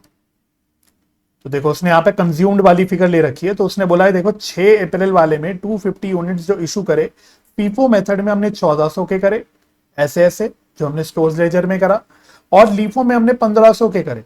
तो यहां पे कितने रुपए का डिफरेंस आ गया? 100 रुपए का डिफरेंस आ गया। लीफो में ज्यादा आ गया, इसी तरह से अगला इशू की बात करी। अगले इशू की अगर हम बात करेंगे, तो नेक्स्ट इशू हमने किया था 400 यूनिट का। तो उसने बोला यार फीफो में 2800 रुपए आया और लीफो में कितना आया? सॉरी, लीफो में 2800 आया और फीफो में कितना आया? फीफो में ये आया, यहां पे इसका टोटल कर लो 900 और 1750, ये आ रहा है 2650। 900 और 2650, तो कितने का डिफरेंस आ रहा है? जल्दी से बताओ कितने का डिफरेंस आ रहा है? 350 का डिफरेंस आ रहा है। यहां पे 2650 आया और लीफो में टोटल कितने का आया था? लीफो में आया था 2800 का। तो ये 150 का डिफरेंस आ रहा है, लीफो में ज्यादा आ रहा है। तो उसने यही बोला कि अगले 10 अप्रैल को जो 400 यूनिट इशू करे वो फीफो में आए 2650 और यहां पे आए 2800, लीफो में 2800 आए। तो 150 रुपए का डिफरेंस यहां पे हो गया, 150 रुपए का डिफरेंस यहां पे हो गया। तो अगेन लीफो में 150 रुपए का डिफरेंस यहां पे हो गया। और लास्ट इसी तरह से उसने थर्ड में बोला, लास्ट इशू में जहां हमने 500 यूनिट इशू करे, अपने स्टोर्स लेजर से चेक करना। उसने बोला फीफो में जो हमने निकाला टोटल वो 3750 निकाला और लीफो में हमने टोटल ये 4000 निकाला। तो ये डिफरेंस कितने का हो गया? ये डिफरेंस हो गया आपका 1750 का, सॉरी 250 का। ये आ गया 250 रुपए का डिफरेंस आ गया। और अगेन लीफो में ज्यादा आ रहा है 250 रुपए से। तो उसने ये रिकंसाइल करके बता दिया कि ऐसे ये 500 रुपए का डिफरेंस आ रहा है टोटल, लीफो में ज्यादा आ रहा है। सेम काम उसने स्टॉक में करा, सेम काम उसने क्लोजिंग स्टॉक में करा। उसने बोला क्लोजिंग स्टॉक में 500 रुपए का जो आ रहा है डिफरेंस वो फीफो में ज्यादा आ रहा है, फीफो में 500 रुपए का स्टॉक ज्यादा आ रहा है। तो उसने वो कंपेयर करके बता दिया। उसने बोला भाई फीफो में क्या है कि जो 350 यूनिट्स क्लोजिंग स्टॉक में बच रहे हैं वो नए लॉट में बच रहे हैं, वो नए लॉट में बच रहे हैं जो ज्यादा महंगा वाला लॉट है। तो अकॉर्डिंगली उसमें जो क्लोजिंग स्टॉक बच रहा है वो 500 यूनिट 500 रुपए से ज्यादा बच रहा है। और लीफो में क्योंकि पुराना स्टॉक बच रहा है, क्लोजिंग स्टॉक में पुराना स्टॉक बच रहा है जो कि सस्ते दाम में था, तो अकॉर्डिंगली यहाँ 500 रुपए का डिफरेंस आ रहा है। तो उसने कुछ नहीं किया, जो काम हमने स्टोर्स लेजर में किया उसने उसी को यहाँ पे कंपेयर कर दिया, एक एक को इंडिविजुअली कंपेयर कर दिया। जो इशू हुआ उसने एक एक इंडिविजुअली इशू को कंपेयर करा कि देखो फीफो में ये वाला इशू इतने रुपए का आया, लीफो में इतने का आया। फिर दूसरा इशू उसने कंपेयर कर दिया, फीफो में इतने का आया, लीफो का इतने का आया, डिफरेंस निकाल दिया। तो उसने बस डिफरेंस को तोड़ दिया कि हर इशू में कितने कितने रुपए का डिफरेंस आया। सिमिलरली उसने क्लोजिंग स्टॉक में कंपेयर कर लिया कि क्लोजिंग स्टॉक में जो फाइनल यूनिट्स बचे हैं उसका ब्रेकअप बता दिया कि फीफो में इस स्लॉट में से आ रहा है, लीफो में इस स्लॉट में से आ रहा है, अकॉर्डिंगली 500 रुपए का डिफरेंस आ रहा है। हमने सारा काम एक्चुअली में स्टोर्स लेजर में कर ही दिया। बात समझ में आ रही है? तो बताओ फटाफट से कर लोगे, ये एक्सप्लेन कर लोगे? चलो तो ठीक है, तो आगे बढ़ते हैं, आगे बढ़ो। तो वापस से अपने कॉन्सेप्ट पे आओ। एक बढ़िया क्वेश्चन कराना है, लेकिन वो कराने से पहले मुझे आपको थोड़ा सा लिखवाना पड़ेगा कुछ कॉन्सेप्ट। तो जल्दी से कॉन्सेप्ट पे वापस आ जाओ। तो कॉन्सेप्ट में हेडिंग डालो, कॉन्सेप्ट में हेडिंग डालना ट्रीटमेंट ऑफ सर्टेन ट्रांजैक्शंस या आइटम्स इन स्टोर्स लेजर। ये इंपॉर्टेंट है।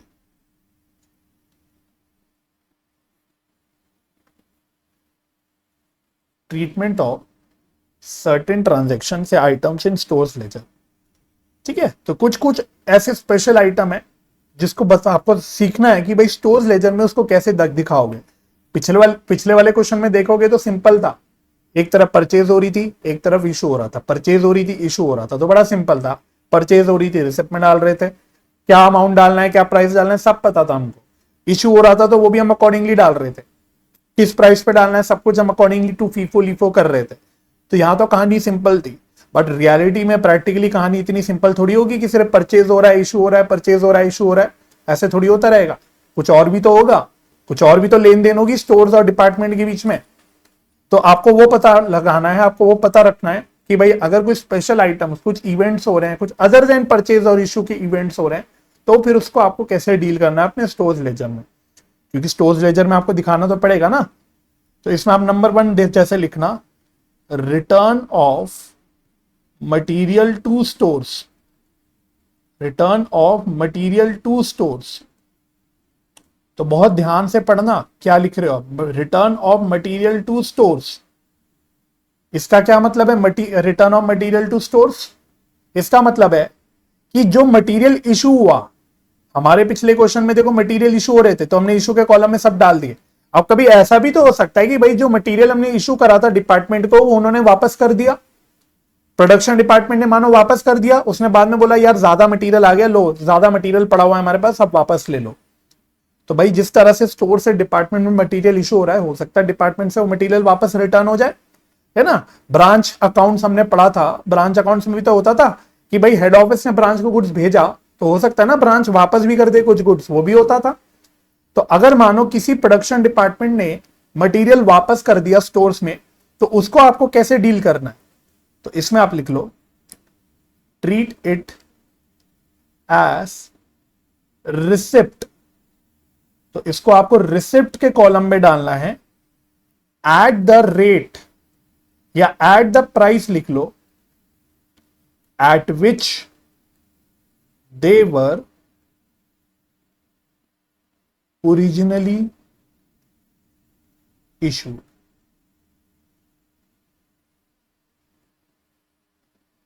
at the price at which they were originally issued। ठीक है जी। तो अगर कोई वापस हो रहा है सामान स्टोर्स में, तो स्टोर्स में सामान आ रहा है ना, स्टोर्स में सामान आ रहा है, रिसिप्ट है, तो अकॉर्डिंगली आप रिसिप्ट के कॉलम में डाल दोगे।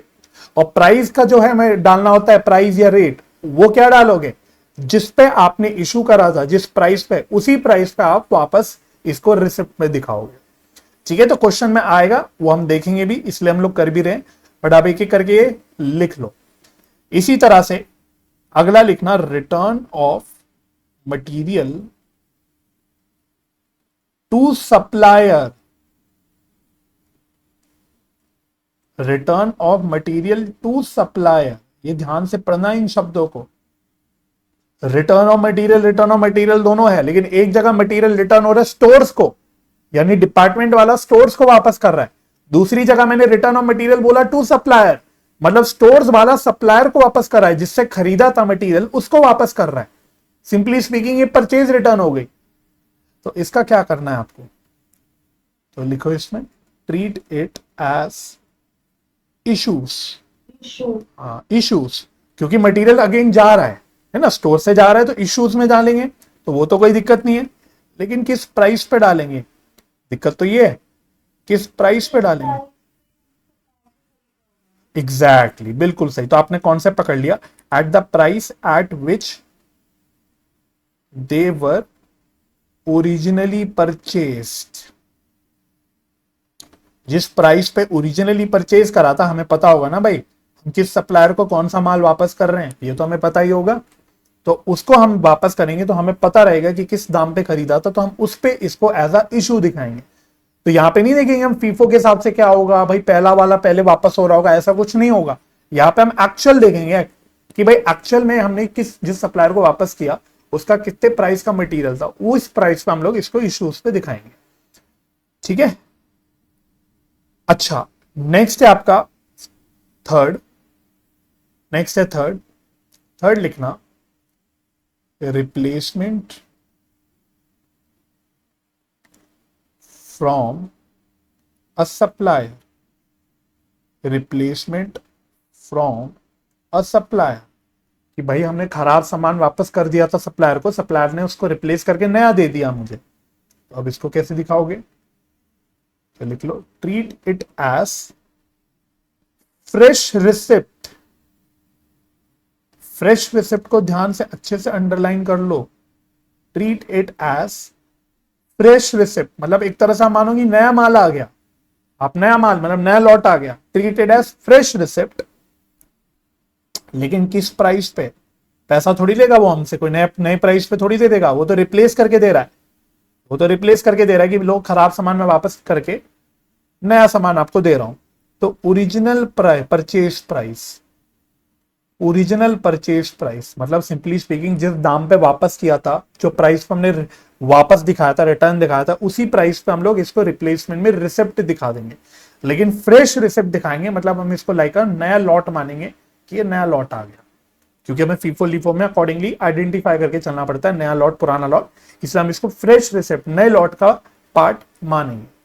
ठीक है, तो at original purchase price, at original purchase price, तो यहां पे ओरिजिनल परचेज प्राइस को भी अंडरलाइन कर लो।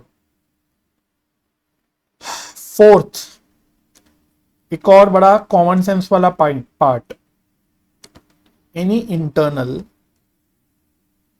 Transfer, any internal transfer of already issued materials from one production department, या job to another is not shown in store's ledger, is not shown in store's ledger। तो कोई अगर internal transfer हो रही है, जो मटेरियल स्टोर्स ऑलरेडी इशू कर चुका था, उसका कोई इंटरनल ट्रांसफर हो रहा है, इसका क्या मतलब हो गया कि मानो ये मेरा स्टोर्स था, उसने डिपार्टमेंट ए को कोई मटेरियल इशू करा था, उसने डिपार्टमेंट ए को कोई मटेरियल इशू करा था, तो जब ये इशू करा होगा तो स्टोर्स ने इसको दिखा दिया होगा अपने लेजर में एज यूजुअल, जैसे हम नॉर्मली दिखाते हैं, फीफो लीफो जिस भी हिसाब से उसने स्टोर्स ने इसको अकॉर्डिंगली दिखा दिया होगा। लेकिन अब पता लगा हमें कि डिपार्टमेंट ए ने इसमें से कुछ मटेरियल को मानो डिपार्टमेंट बी को ट्रांसफर कर दिया, क्योंकि इसी मटेरियल की रिक्वायरमेंट डिपार्टमेंट बी को भी थी, डिपार्टमेंट ए के पास इसमें से पड़ा हुआ था, उसको जरूरत नहीं थी, तो उसने बोला चलो लो डिपार्टमेंट बी, हमारे पास माल पड़ा हुआ है, हमने ऑलरेडी स्टोर से ले रखा था, तो ये लो आपको दे देते हैं हम। तो यहां पे ट्रांसफर कर दिया डिपार्टमेंट ए ने डिपार्टमेंट बी को। ठीक है, तो इसको मैंने बोल दिया इंटरनल ट्रांसफर, इसको मैंने बोल दिया इंटरनल ट्रांसफर, कि एक डिपार्टमेंट से दूसरे डिपार्टमेंट में चला गया या एक जॉब से दूसरे जॉब में चला गया। तो हम तो सीख रहे हैं कि भाई स्टोर्स वाला अपने लेजर में क्या डालेगा, तो स्टोर्स वाले ने अपने लेजर में ये वाला इशू तो ऑलरेडी डाल दिया है। अब इसके बाद डिपार्टमेंट ए इसको कहीं पे भी ट्रांसफर करे, इससे स्टोर्स वाले को कोई लेना देना है क्या? नहीं, क्योंकि वो तो ऑलरेडी इशू को दिखा चुका है, तो इसको थोड़ी वो दिखा देगा दोबारा से। तो स्टोर्स वाला इस वाले ट्रांसफर को अपने लेजर में नहीं दिखाएगा, क्योंकि उसको जरूरत ही नहीं, क्योंकि वो ऑलरेडी इशू को दिखा चुका है। बस यही बात हमने लिखी कि कोई अगर इंटरनल ट्रांसफर होता है, कोई अगर इंटरनल ट्रांसफर होता है तो फिर आपके लिए अच्छी बात है, अगर क्वेश्चन में इंटरनल ट्रांसफर हो जाता है, आपको उसका कुछ नहीं करना, उसको आपको इग्नोर करना है। It is not shown in stores ledger. ठीक है, तो आपके लिए अच्छी बात होगी कि आपका काम खत्म हो गया, आपको कुछ करने की जरूरत नहीं है। और लास्ट 5th पॉइंट लिखना, treatment of shortage in stores. Treatment of shortage in stores. Shortage का मतलब पहले भी आ चुका है, इट मींस लॉस। तो अगर कोई लॉस है, स्टोर्स में पड़े पड़े कोई लॉस हो गया, तो उसका स्टोर्स लेजर में आपको कैसे दिखाना है, क्योंकि हम सीख क्या नहीं कि स्टोर्स लेजर में कैसे दिखाना है, मेन हम ये सीख रहे हैं। लॉस का ट्रीटमेंट वैसे मैं आपको पहले भी बता चुका हूं, आई थिंक फर्स्ट क्लास में डिस्कस कर चुके थे। हमने बोला था लॉस दो प्रकार के होते हैं, एक नॉर्मल होता है, एक अब नॉर्मल होता है। तो यहां पे भी भाई दो प्रकार के लॉस हो सकते हैं, एक नॉर्मल भी हो सकता है या अब नॉर्मल भी हो सकता है, कुछ भी हो सकता है। तो एक अब नॉर्मल हो गया, एक नॉर्मल हो गया। तो हमें वैसे तो मेन ट्रीटमेंट तो पता है भाई कि नॉर्मल यूनिट्स, नॉर्मल लॉस के केस में हम लोग कॉस्ट को अब्सॉर्ब कर देते हैं इन गुड यूनिट्स। अब नॉर्मल लॉस में हमने बोला था कि जो लॉस होता है उसको हम कॉस्टिंग पीएनएल में डाल देते हैं, अगर आपको याद हो, बिल्कुल पहले लेक्चर में हमने ये बात लिखी थी। लेकिन अब मेन बात है कि स्टोर्स लेजर जो हम बना रहे हैं, जैसा भी हमने बनाया, जहां पे हम इशू, रिसिप्ट, बैलेंस पूरा उसका हिसाब रख रहे हैं, उसमें कैसे दिखाएं? अगर स्टॉक में कोई लॉस हो रहा है तो कुछ तो रिकॉर्ड करना पड़ेगा, वहां पे दिखाना पड़ेगा ना हमें। तो उसको कैसे दिखाना है हमें स्टोर्स लेजर में, ये आपको मेरे को बताना है। तो पहले अब नॉर्मल लॉस लिखना है, अब नॉर्मल शॉर्टेज जो है इसमें लिखो treat it just like normal issues. Treat it just like normal issues in the stores ledger. तो अगर अब नॉर्मल लॉस है तो आपको इसको नॉर्मल इशू की तरह ट्रीट करना है, कि भाई जिस दिन भी आपको पता लगा कि आज हमें पता लगा अरे कुछ अब नॉर्मल लॉस हो गया, जिस भी दिन, उस दिन आप मन में सोचो it is just like normal issue. तो जैसे नॉर्मल इशू को हम लोग लीफो, फीफो या जो भी है वेटेड एवरेज के हिसाब से प्राइस करते हैं, इसको बिल्कुल वैसे ही प्राइस करना है और बिल्कुल वैसे ही इसको इश्यूज के कॉलम में दिखाना है, इश्यूज के कॉलम में दिखाना है। लेकिन मेन बात जो क्या है कि जो लॉस निकल के आएगा आपका, इसमें अमाउंट ऑफ लॉस जो निकल के आएगा उसका क्या होगा? सर वो तो पहले ही हम लोग लिख चुके हैं, दोबारा लिख लो कोई दिक्कत नहीं, हमने पहले भी लिखा था, it is transfer to costing profit and loss. It is transfer to costing profit and loss. तो ये बात तो आप पहले ही सीख चुके हैं, बिल्कुल वही सेम काम करना है, इसको आपको कॉस्टिंग प्रॉफिट एंड लॉस में ट्रांसफर करना है। बात समझ में आ गई? तो अगर अब नॉर्मल लॉस है तो मेन बात क्या है, इसको आपको इश्यूज के कॉलम में डालना है, जस्ट लाइक नॉर्मल इशू होता। अगर प्रोडक्शन डिपार्टमेंट को इशू करते तो जैसे डालते वैसे ही डालना है। लेकिन जो अमाउंट निकल के आएगा टोटल, प्राइस इंटू क्वांटिटी करके जो अमाउंट निकल के टोटल आएगा, उसको आपको कॉस्ट ऑफ मटेरियल कंज्यूम नहीं मानना, उसको आपको मटेरियल कंज्यूम का पार्ट नहीं मानना, उसको आपको एक लॉस मान के उसको कहां डाल देना है? कॉस्टिंग पीएनएल में। और अगर नॉर्मल लॉस हुआ, अगर नॉर्मल लॉस हुआ तो क्या करना है? तो ओनली यूनिट्स, ब्रैकेट में लिख लो, quantity is entered in the issues column, in the issues column। तो आपको अगर नॉर्मल लॉस का केस है, नॉर्मल शॉर्टेज का केस है, तो आपको सिर्फ क्वांटिटी की कॉलम में फिगर डालनी है, रुपीस में कुछ नहीं डालना। और इसके पीछे रीजन क्या है, ताकि आपका मेन जो ट्रीटमेंट है वो पूरा ढंग से हो जाए। तो it is basically absorbed by good units, that is cost per unit will increase. तो ये आपको मैं क्वेश्चन में भी दिखा दूंगा सीधा कि आपको क्या करना है। अगर नॉर्मल लॉस है तो आपको उसको सिर्फ सीधा यूनिट्स के कॉलम में डाल देना है, क्वांटिटी में, रुपीस में कुछ नहीं डालना, रेट वेट कुछ नहीं डालना। और आपका अकॉर्डिंगली जो फाइनल कॉस्ट पर यूनिट निकल के आएगा वो अपने आप ही इंक्रीज हो जाएगा, वो अपने आप ही इंक्रीज हो जाएगा। ठीक है जी, तो यहां तक लिख लो। और फिर एक क्वेश्चन करते हैं, बढ़िया क्वेश्चन है। इससे आपके जितनी भी बातें हमने, चारों पांचों पॉइंट्स जितने भी हमने सीखे, सब क्लियर हो जाएंगे ऑलमोस्ट। तो यहां तक लिख लो, लिख लिया, नोटिंग हो गई।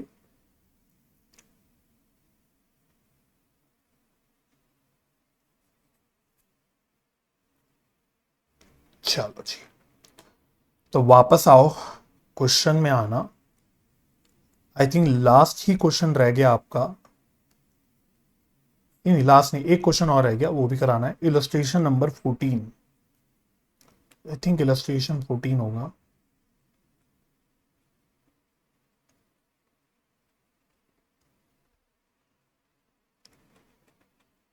लास्ट इलस्ट्रेशन है आपका, बिल्कुल इलस्ट्रेशन 14।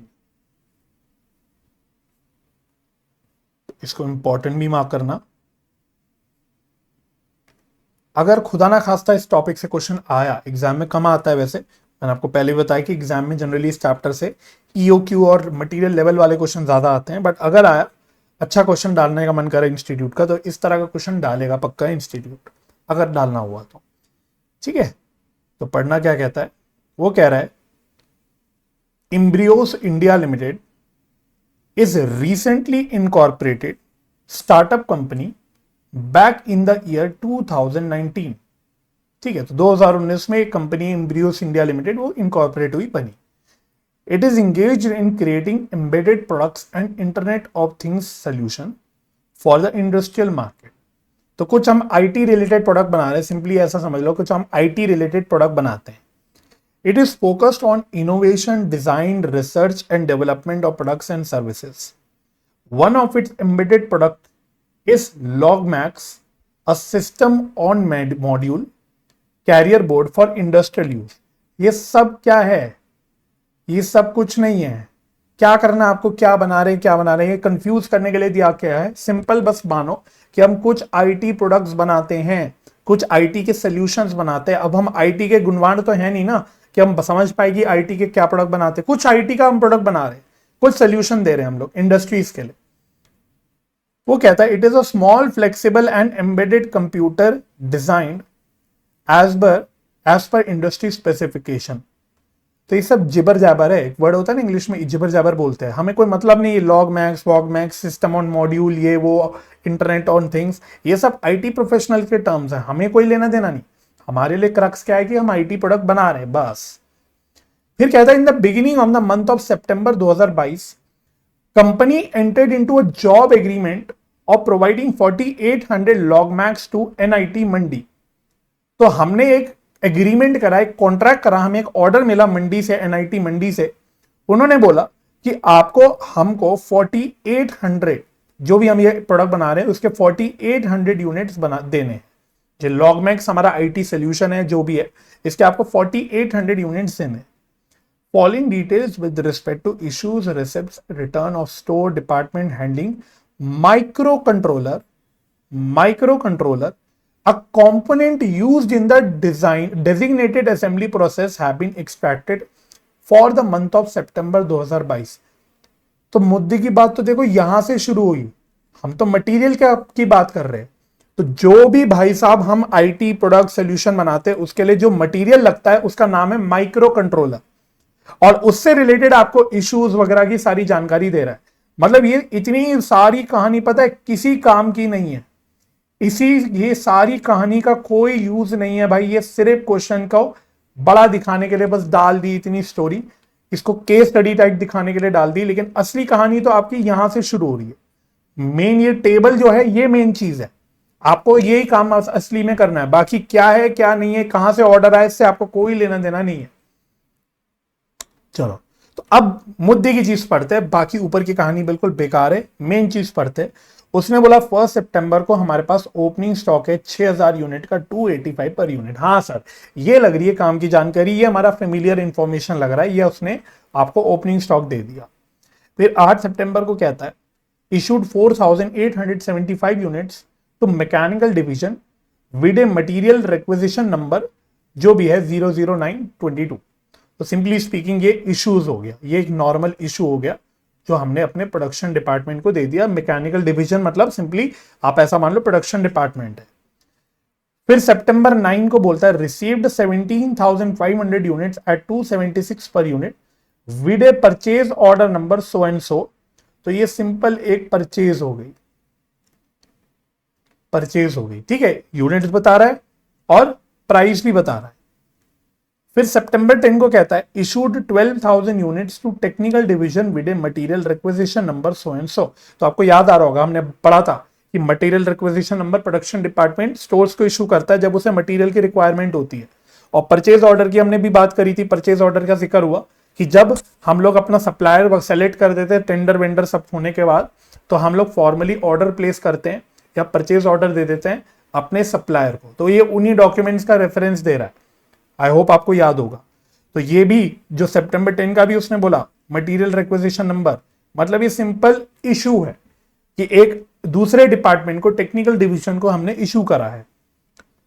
फिर 12 सितंबर को, अब इस पे सितारा मारना, ये मेन पॉइंट है। ऊपर वाले simple opening stock purchase issue ये तो नॉर्मल है। सितंबर 12 इंपॉर्टेंट है, कहता है रिटर्न टू स्टोर्स। तो आपको ध्यान से पढ़ना, रिटर्न कहां हो रहा है, return to stores 2375 units by technical division against material requisition number 12/22।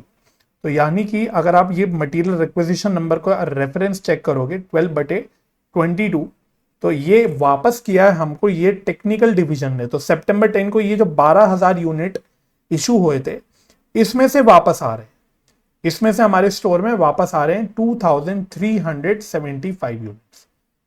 तो देखो ये रिटर्न टू स्टोर का केस है, और उसने ये भी क्लियरली बता दिया है कि भाई कहां से रिटर्न हो रहा है, क्योंकि अभी तक हम दो इश्यूज कर चुके हैं, एक हमने मैकेनिकल डिवीजन को करा, एक हमने टेक्निकल डिवीजन को करा।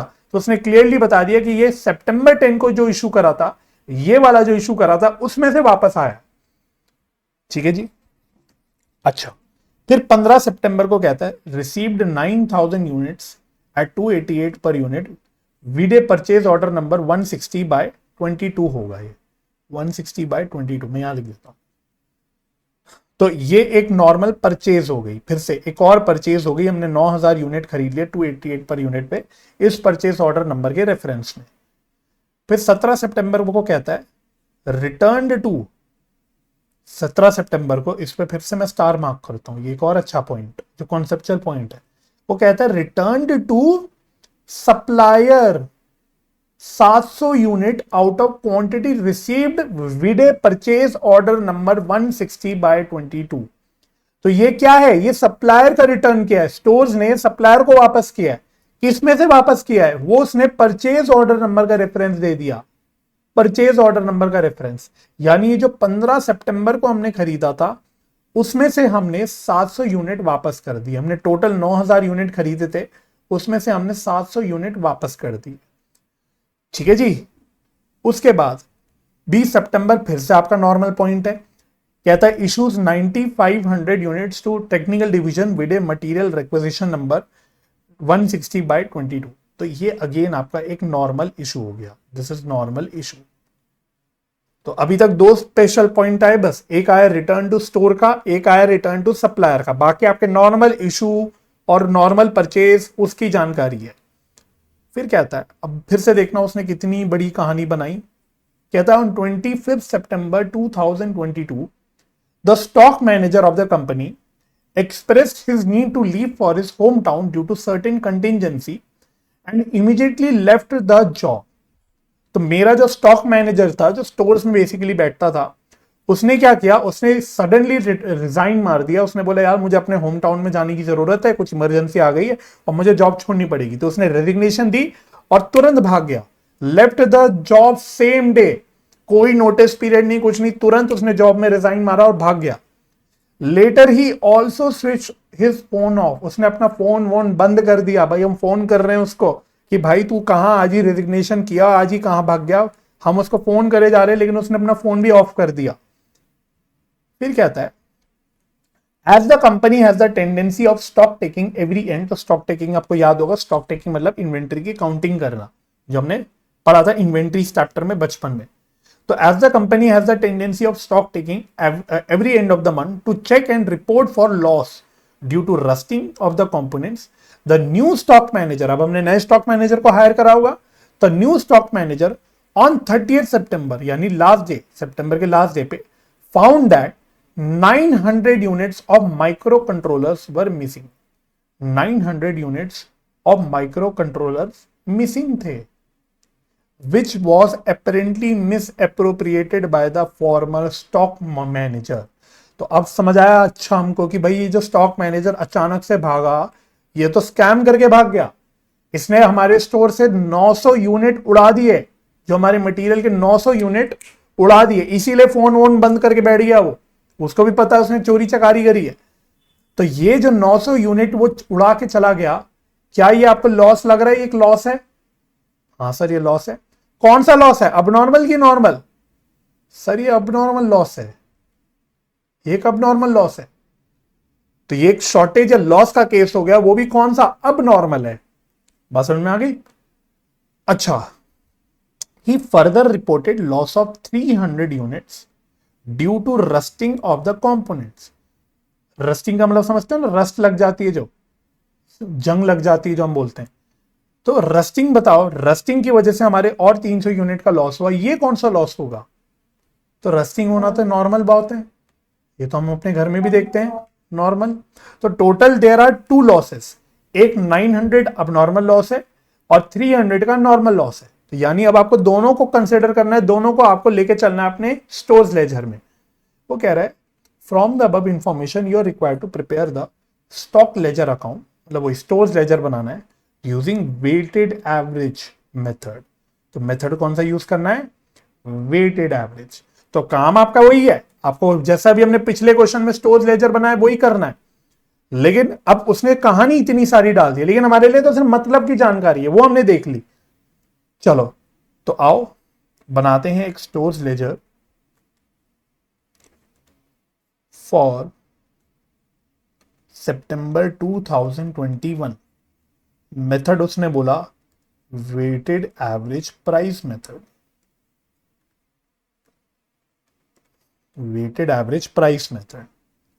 चलो तो बना लो, वही कॉलम्स तो हमें पता है, एक डेट का कॉलम आएगा, फिर एक बड़ा कॉलम रिसिप्ट्स का आएगा जिसमें आपको सब डालना है, क्वांटिटी डालनी है, प्राइस डालना है, टोटल डालना है। फिर इसी तरह से एक बड़ा कॉलम इश्यूज का आएगा, इसमें भी क्वांटिटी डालनी है, प्राइस डालना है, टोटल डालना है। ठीक है जी। और लास्ट आपका बैलेंस का कॉलम आएगा, इसमें भी आपको क्वांटिटी डालनी है, प्राइस एंड टोटल। तो देखो अभी तक क्या हुआ, हमारा फीफो लीफो दोनों सीख गए, वेटेड एवरेज सीख गए। आना है क्वेश्चन तो इन तीनों में से आता है, मैं आपको बता देता हूं। क्वेश्चन अगर आएगा स्टोर्स लेजर का, जैसे पिछला भी करा ये भी करा, फीफो लीफो वेटेड एवरेज इनमें से आता है। लीफो भी मुझे लगता है आना नहीं चाहिए वैसे, क्योंकि लीफो भी अपने आप में एक इम्प्रैक्टिकल मेथड है, बिकॉज AS2 अलाउ नहीं करता, बट फिर भी वो आ सकता है। बाकी कोई मेथड आते नहीं। सिंपल एवरेज तो बिल्कुल नहीं पूछना चाहिए, उसको पूछने को पूछ भी सकता है बट पूछना बिल्कुल भी नहीं चाहिए। तो मेन ये 3 मेथड्स हैं आपके। चलो तो हमारा ईयर चल रहा है 2021 चल रहा है, जो भी चल रहा है, सितंबर 1। तो सबसे पहले उसने 1 सितंबर को आपको ओपनिंग बैलेंस दे रखा है, क्वेश्चन में देखते रहना, सब कुछ हम पढ़ चुके हैं, अब आपको बस फिगर टेक करनी है, क्वेश्चन से लेनी है। तो उसने बोला था 6000 यूनिट हमारे पास पड़े हुए हैं 285 के, ये बोला था क्या उसने, क्या बोला था उसने, 6000 यूनिट हमारे पास पड़े हुए हैं, देखो 285 पर यूनिट। चलो तो टोटल कितना हो गया, 6000 इंटू 285, तो ये हो गया 17,10,000, 17,10,000। बस अब आगे बढ़ते चलना है, तो यहाँ dash dash dash dash dash dash. Weighted average में बहुत आसान होता है काम, ट्रस्ट मी, यहाँ पे ज्यादा भसड़ नहीं होती। 8 सितंबर को हमने इशू करा है, तो एक इशू करा है सितंबर 8, तो हमने इशू करा, तो पहला ही इशू है, अभी तक हमारे पास एक ही लॉट है जो ओपनिंग बैलेंस वाला है, तो यहां तो कोई भसड़ ही नहीं है, यहां तो कोई दिक्कत ही नहीं है कि हमने इशू करा 4875 यूनिट, तो किससे करा होगा, इसी में से करा होगा, और तो कुछ है ही नहीं हमारे पास। तो ये कितने का इशू हो गया, 4875 इंटू 285, तो ये आ रहा है 13,89,375, 13,89,375।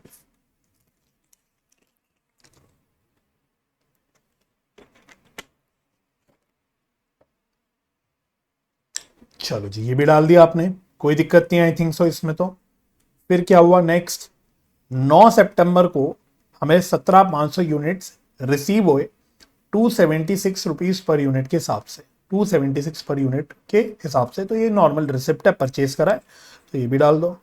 सितंबर 9 को रिसिप्ट्स में डाल देंगे 17,500 यूनिट है 276 के हिसाब से, तो 17,500 इंटू 276, ये आ गया 48,30,000, 48,30,000। ठीक है जी, यहां तो कोई दिक्कत नहीं। अब हमारे पास बैलेंस क्या हो गया, बैलेंस क्या हो गया, तो वेटेड एवरेज मेथड में ना सबसे अच्छी बात है कि यहां अलग अलग लॉट करने की जरूरत ही नहीं है। मैं सिंपल तरीका बताता हूं, अब हमारे पास टोटल कितनी क्वांटिटी हो गई बैलेंस में, पुरानी कितनी पड़ी हुई थी, पुरानी कितनी पड़ी हुई थी, मैंने बैलेंस के बाद यहां बैलेंस लिखा नहीं, सॉरी एक मिनट, ये बैलेंस लिखना है, यहां बैलेंस गलती से मिस हो गया। बैलेंस कितना बचा था, 6000 यूनिट में से 4875 चले गए, तो 1125 यूनिट बचे, 285 इंटू 285, तो ये बचे गए 3,20,625 के। ठीक है, तो ये बैलेंस बचा था। तो अब मेरे पास इस परचेज के बाद कितने यूनिट्स हो गए, पुराने कितने पड़े हैं 1125 प्लस नए आ गए 17,500, तो 1125 प्लस 17,500, तो टोटल मेरे पास कितनी क्वांटिटी हो गई, 18,625 की क्वांटिटी हो गई, 18,625 की क्वांटिटी हो गई। अब आप टोटल देख लो कि कितने टोटल रुपीस का माल हो गया मेरे पास, तो 3,20,625 तो ये था, प्लस 48,30,000 ये हो गया, 48,30,000 ये हो गया। तो टोटल अगर आप कैलसी पे जोड़ दोगे तो टोटल ये 51,50,625 का माल हो गया, टोटल मेरा 1,50,625 का माल हो गया। तो इससे मुझे क्या पता लग जाएगा, मुझे प्राइस पर यूनिट लग जाएगा कि weighted average price per unit क्या है। और वेटेड एवरेज यही तो होता था जिसमें हम क्वांटिटी इनटू प्राइस सबका लेते थे, डिवाइड करते थे क्वांटिटी से, तो वही तो काम कर रहा हूं मैं यहाँ पे। तो डिवाइडेड बाय 18,625, तो अप्रोक्सीमेटली राउंड ऑफ अगर कर लोगे तो अप्रोक्सीमेटली ये 276.54 आ जाएगा। तो ये मैंने क्या निकाला, ये जो हमने बिल्कुल स्टार्टिंग में आज की क्लास की weighted average price per unit निकालना सीखा था, तो ये वही तो मैंने निकाला, एक तरह से मैंने वही तो निकाला है। मैंने क्वांटिटी इंटू प्राइस का टोटल कर दिया, 51,50,000 आ गया, उसको मैंने टोटल क्वांटिटी से डिवाइड कर दिया, तो मेरा ये weighted average price per unit आ गया। समझ आ गया। चलो उसके बाद नेक्स्ट क्या हुआ, नेक्स्ट देखते हैं। सितंबर 10 को हमने 12,000 यूनिट्स इशू करे, सितंबर 10 को हमने 12,000 यूनिट्स इशू करे। तो आओ लिखते हैं सितंबर 10, सबसे आसान होता है वेटेड एवरेज। तो हमने 12,000 यूनिट इशू करे, कोई देखने की जरूरत नहीं कौन से लॉट से करे, फीफो लीफो में जैसे सोचना पड़ता है, सीधा जो हमारा latest weighted average price per unit चल रहा है वही हमारा इशू प्राइस बन जाएगा, वही हमारा इशू प्राइस बन जाएगा। तो 12,000 इंटू 276.54, तो ये आ रहा है 33,18,480, 33,18,480। तो अब हमारे पास बैलेंस कितना बच गया, 18,625 में से 12,000 चले गए, तो बैलेंस बच गया 6,625। बचेगा ये 276.54 का ही, लेकिन आप वैल्यू निकालने के लिए यहां जो लिखा ये वाली वैल्यू, इसमें से ये माइनस कर देना, थोड़ी ज्यादा एक्यूरेट आएगी आपकी वैल्यू। 5150 625 में से ये आपने 33,18480 का माल इशू कर दिया, तो ये बचा कितना, 18,32,145। अब आप क्रॉस चेक कर सकते हो, इसको डिवाइड बाय 6625 करोगे तो अप्रोक्सीमेटली 276.54 आएगा। थोड़ा सा राउंडिंग ऑफ का फर्क होगा, बट अप्रोक्सीमेटली यही वैल्यू आपकी आएगी। ठीक है। तो ध्यान रखना, ये प्राइस आपकी चेंज नहीं होगी, सेम रहेगी यहां से यहां पे, और फिर यहां से यहां जो बैलेंस बचा आपकी, ये प्राइस चेंज नहीं होगी। और जो वैल्यू टोटल लेनी है आपको टोटल में, वो इसमें से जो इशू कर दिया वो माइनस करके जो बचा वो लेना है। ठीक है, लेकिन राउंडिंग ऑफ की वजह से थोड़ा सा डिफरेंस आएगा पर यूनिट का, बट आपको ऐसी करके चलना। चलो जी, आई होप सो ओके होगा, कोई दिक्कत नहीं होगी और हम आगे बढ़ सकते होंगे। सितंबर 10 के बाद अब अच्छा वाला पॉइंट आ गया, सितंबर 12 का आ गया। उसने बोला हमने स्टोर्स में इसमें से कुछ माल वापस कर दिया, रिटर्न कर दिया, हमने कुछ माल रिटर्न कर दिया, तो रिटर्न टू स्टोर्स का केस है। तो सितंबर 12 return to stores, return to stores मैं लिख देता हूं, रिटर्न टू स्टोर्स। तो क्या लिखा था हमने रिटर्न टू स्टोर्स के केस में, हमें क्या करना है, हमको इसको एज अ रिसिप्ट दिखाना है, इसको हमको एज अ रिसिप्ट दिखाना है। 2375 यूनिट्स रिटर्न हो गए, तो इन 12,000 में से 2375 रिटर्न हो गए, 12,000 में से 2375 रिटर्न हो गए, और इसको ओरिजिनल जिस पे हमने इशू दिखाया था, जिस प्राइस पे हमने इशू दिखाया था, वही प्राइस लेके चलनी है। तो यहां पे हमने 276.54 पे ही इशू दिखाया था, तो वही सेम प्राइस हमको यहां पे लेके चलनी है, 276.54। तो ये कितना आ जाएगा, ये आ रहा है 656,783 अप्रोक्सीमेटली आ रहा है, 656,783। बस अब यहां पुट कर दो, तो अब मेरे पास कितने यूनिट्स हो गए, 6625 पहले थे, उसमें से 2375 और आ गए, तो टोटल कितने हो गए टोटल, तो 6625 प्लस 6625 प्लस, आ जा भाई जल्दी,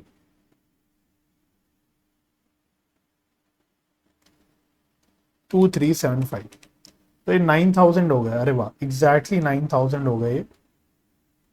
276.54 ही चलना चाहिए अप्रोक्सीमेटली, लेकिन रुपीज में लेने के लिए आपको टोटल करना है 1832,145 प्लस यहां पे 656,783, 656,783, तो ये आ रहा है 24,88,928, 24,88,928 आपका बैलेंस आ रहा है।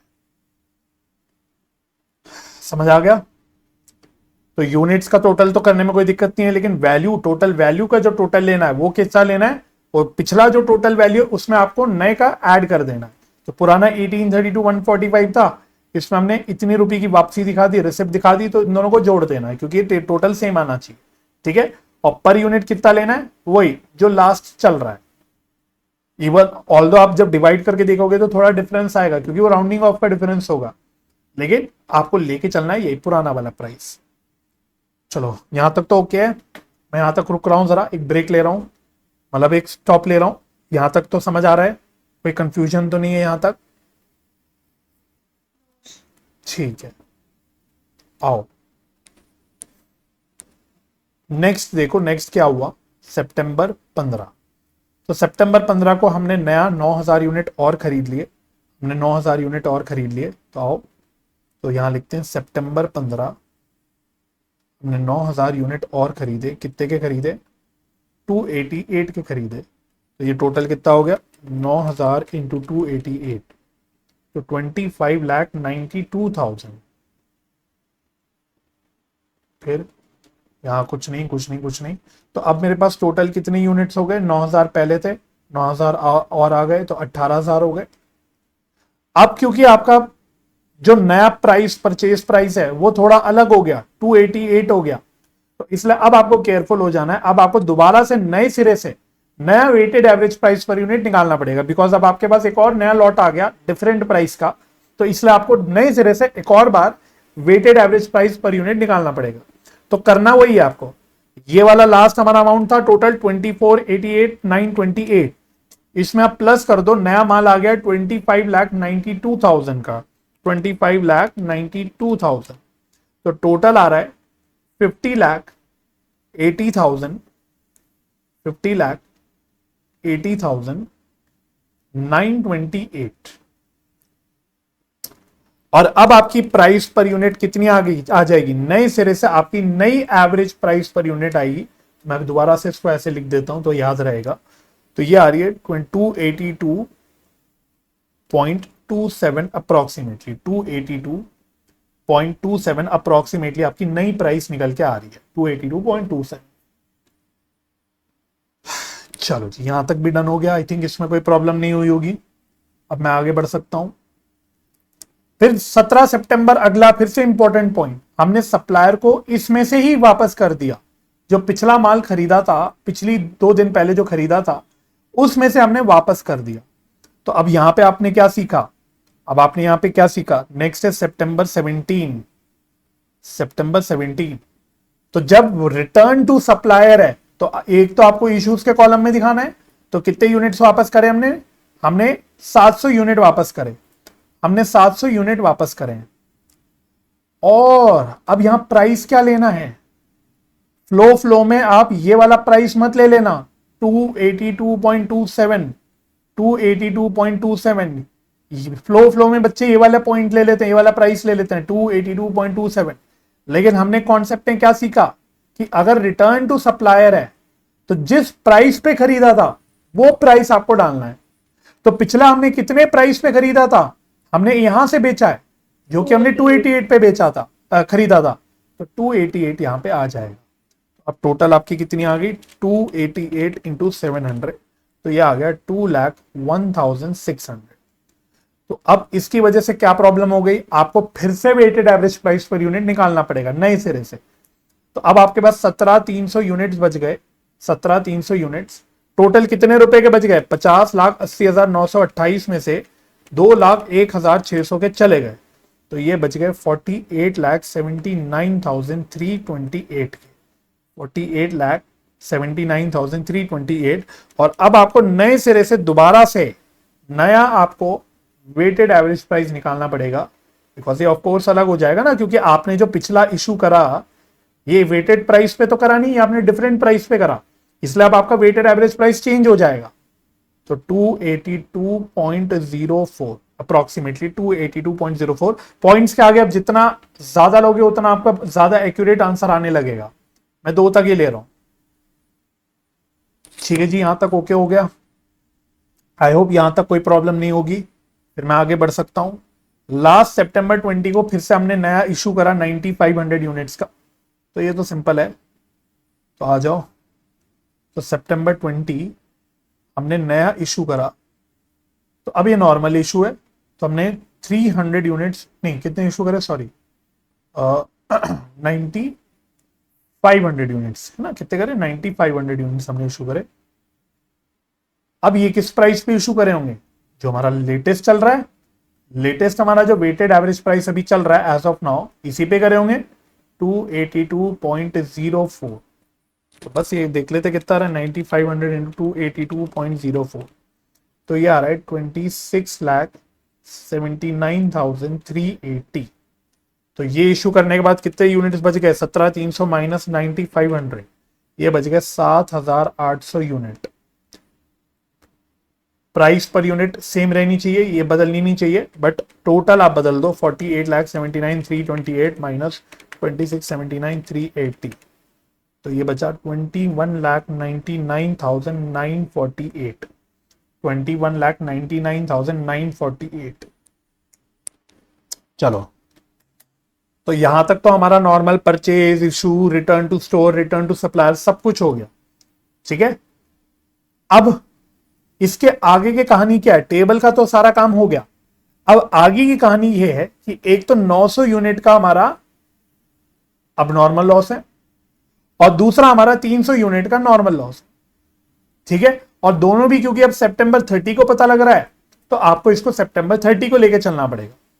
तो सितंबर 30, तो एक ले लेते हैं अब नॉर्मल लॉस। तो अब नॉर्मल लॉस में आपने क्या सीखा? अब नॉर्मल लॉस में कि अगर अब नॉर्मल लॉस होता है तो आपको इसको मन में सोचना है कि this is just like a normal issue. अब नॉर्मल लॉस आपका एक नॉर्मल इशू है। तो अगर ये नॉर्मल इशू तो होता तो आप क्या करते? 900 यूनिट का है, पर यूनिट आपका ये है 282.04। तो 900 इंटू 282.04 करोगे तो ये आ रहा है 253,836। ठीक है, बस फर्क क्या है कि ये जो आया 253,836 मैं यहीं पे लिख देता हूं। ये वाली जो फिगर है, क्योंकि अब ये अब नॉर्मल लॉस है तो ये कहां ट्रांसफर हो जाएगी? ये कॉस्टिंग पीएनएल में ट्रांसफर हो जाएगी। कहां पे? कॉस्टिंग पीएनएल में ट्रांसफर हो जाएगी, क्योंकि ये अब नॉर्मल लॉस है। बस अगर ये समझ आ गया तो आगे का काम वही है फिर से। तो 7800 में से 900 चले गए तो बच गए अभी 6900। 282.04 रेट नहीं चेंज हो रहा, टोटल चेंज हो जाएगा 21,99,948 माइनस 253,836। ये बच गया 19,46,112 का। 19,46,112 का बच गया। चलो, तो ये अब नॉर्मल लॉस की कहानी हो गई खत्म। उसके बाद सितंबर 30 को ही एक नॉर्मल लॉस भी है। कितने का है नॉर्मल लॉस? कितने का था? 300 यूनिट का था। तो नॉर्मल लॉस में मैंने क्या सिखाया था, क्या लिखवाया था? हमने बोला था नॉर्मल लॉस में आपको सिर्फ यूनिट्स लिखना है, आपको सिर्फ यूनिट्स लिखना है, बाकी प्राइस और टोटल में कुछ नहीं लिखना।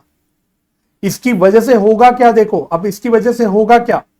आपका ये जो यूनिट है ये हो जाएगा 6600। इसी को तो मैं गुड यूनिट्स बोलता हूं, इसी को तो मैं गुड यूनिट्स बोलता हूं कि भाई नॉर्मल लॉस हटाने के बाद जो यूनिट बचा ये मेरा गुड यूनिट है, तो इसको मैंने गुड यूनिट पे ले आया। टोटल अभी भी उतना ही रहा 1946,112। तो हमने कई बार यही तो सीखा है कि नॉर्मल लॉस की वजह से मेरा कॉस्ट पर यूनिट बढ़ जाता है। तो अब मेरा कॉस्ट पर यूनिट कितना आ जाएगा? 294.87 अप्रोक्सीमेटली। अब मेरा ये कॉस्ट पर यूनिट देखोगे तो बिकॉज ऑफ नॉर्मल लॉस ये मेरा कॉस्ट पर यूनिट जो अभी तक 282.04 चल रहा था ये मेरा बढ़ के हो जाएगा 294.87। बस इसका कोई अलग ट्रीटमेंट नहीं है, बस आपको कॉस्ट पर यूनिट बढ़ा देना है और इसके बाद जो भी इशू होगी, जो भी सब होगा, अब वो 294.87 के हिसाब से होगा। ठीक है, तो फटाफट से बताओ, क्वेश्चन मेरा समाप्त हो गया। आंसर इतना ही है। कौन सा?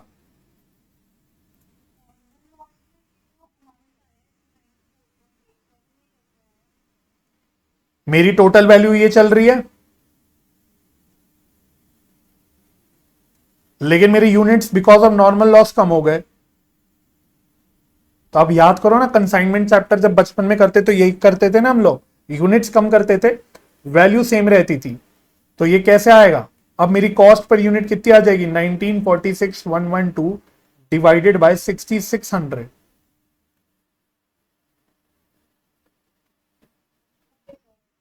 ठीक है, यही करते थे ना। एप्पल्स का एग्जांपल लेता था मैं पहले, एप्पल्स का सिंपल सिंपल। तो ये वैसा ही है। तो कॉस्ट पर यूनिट मेरी बढ़ जाती है और यही होता है। अगर नॉर्मल लॉस होती है तो हम अपनी पर यूनिट कॉस्ट को बढ़ा देते हैं। नॉर्मल लॉस को हम अलग से कहीं पे भी रिकॉर्ड नहीं करते।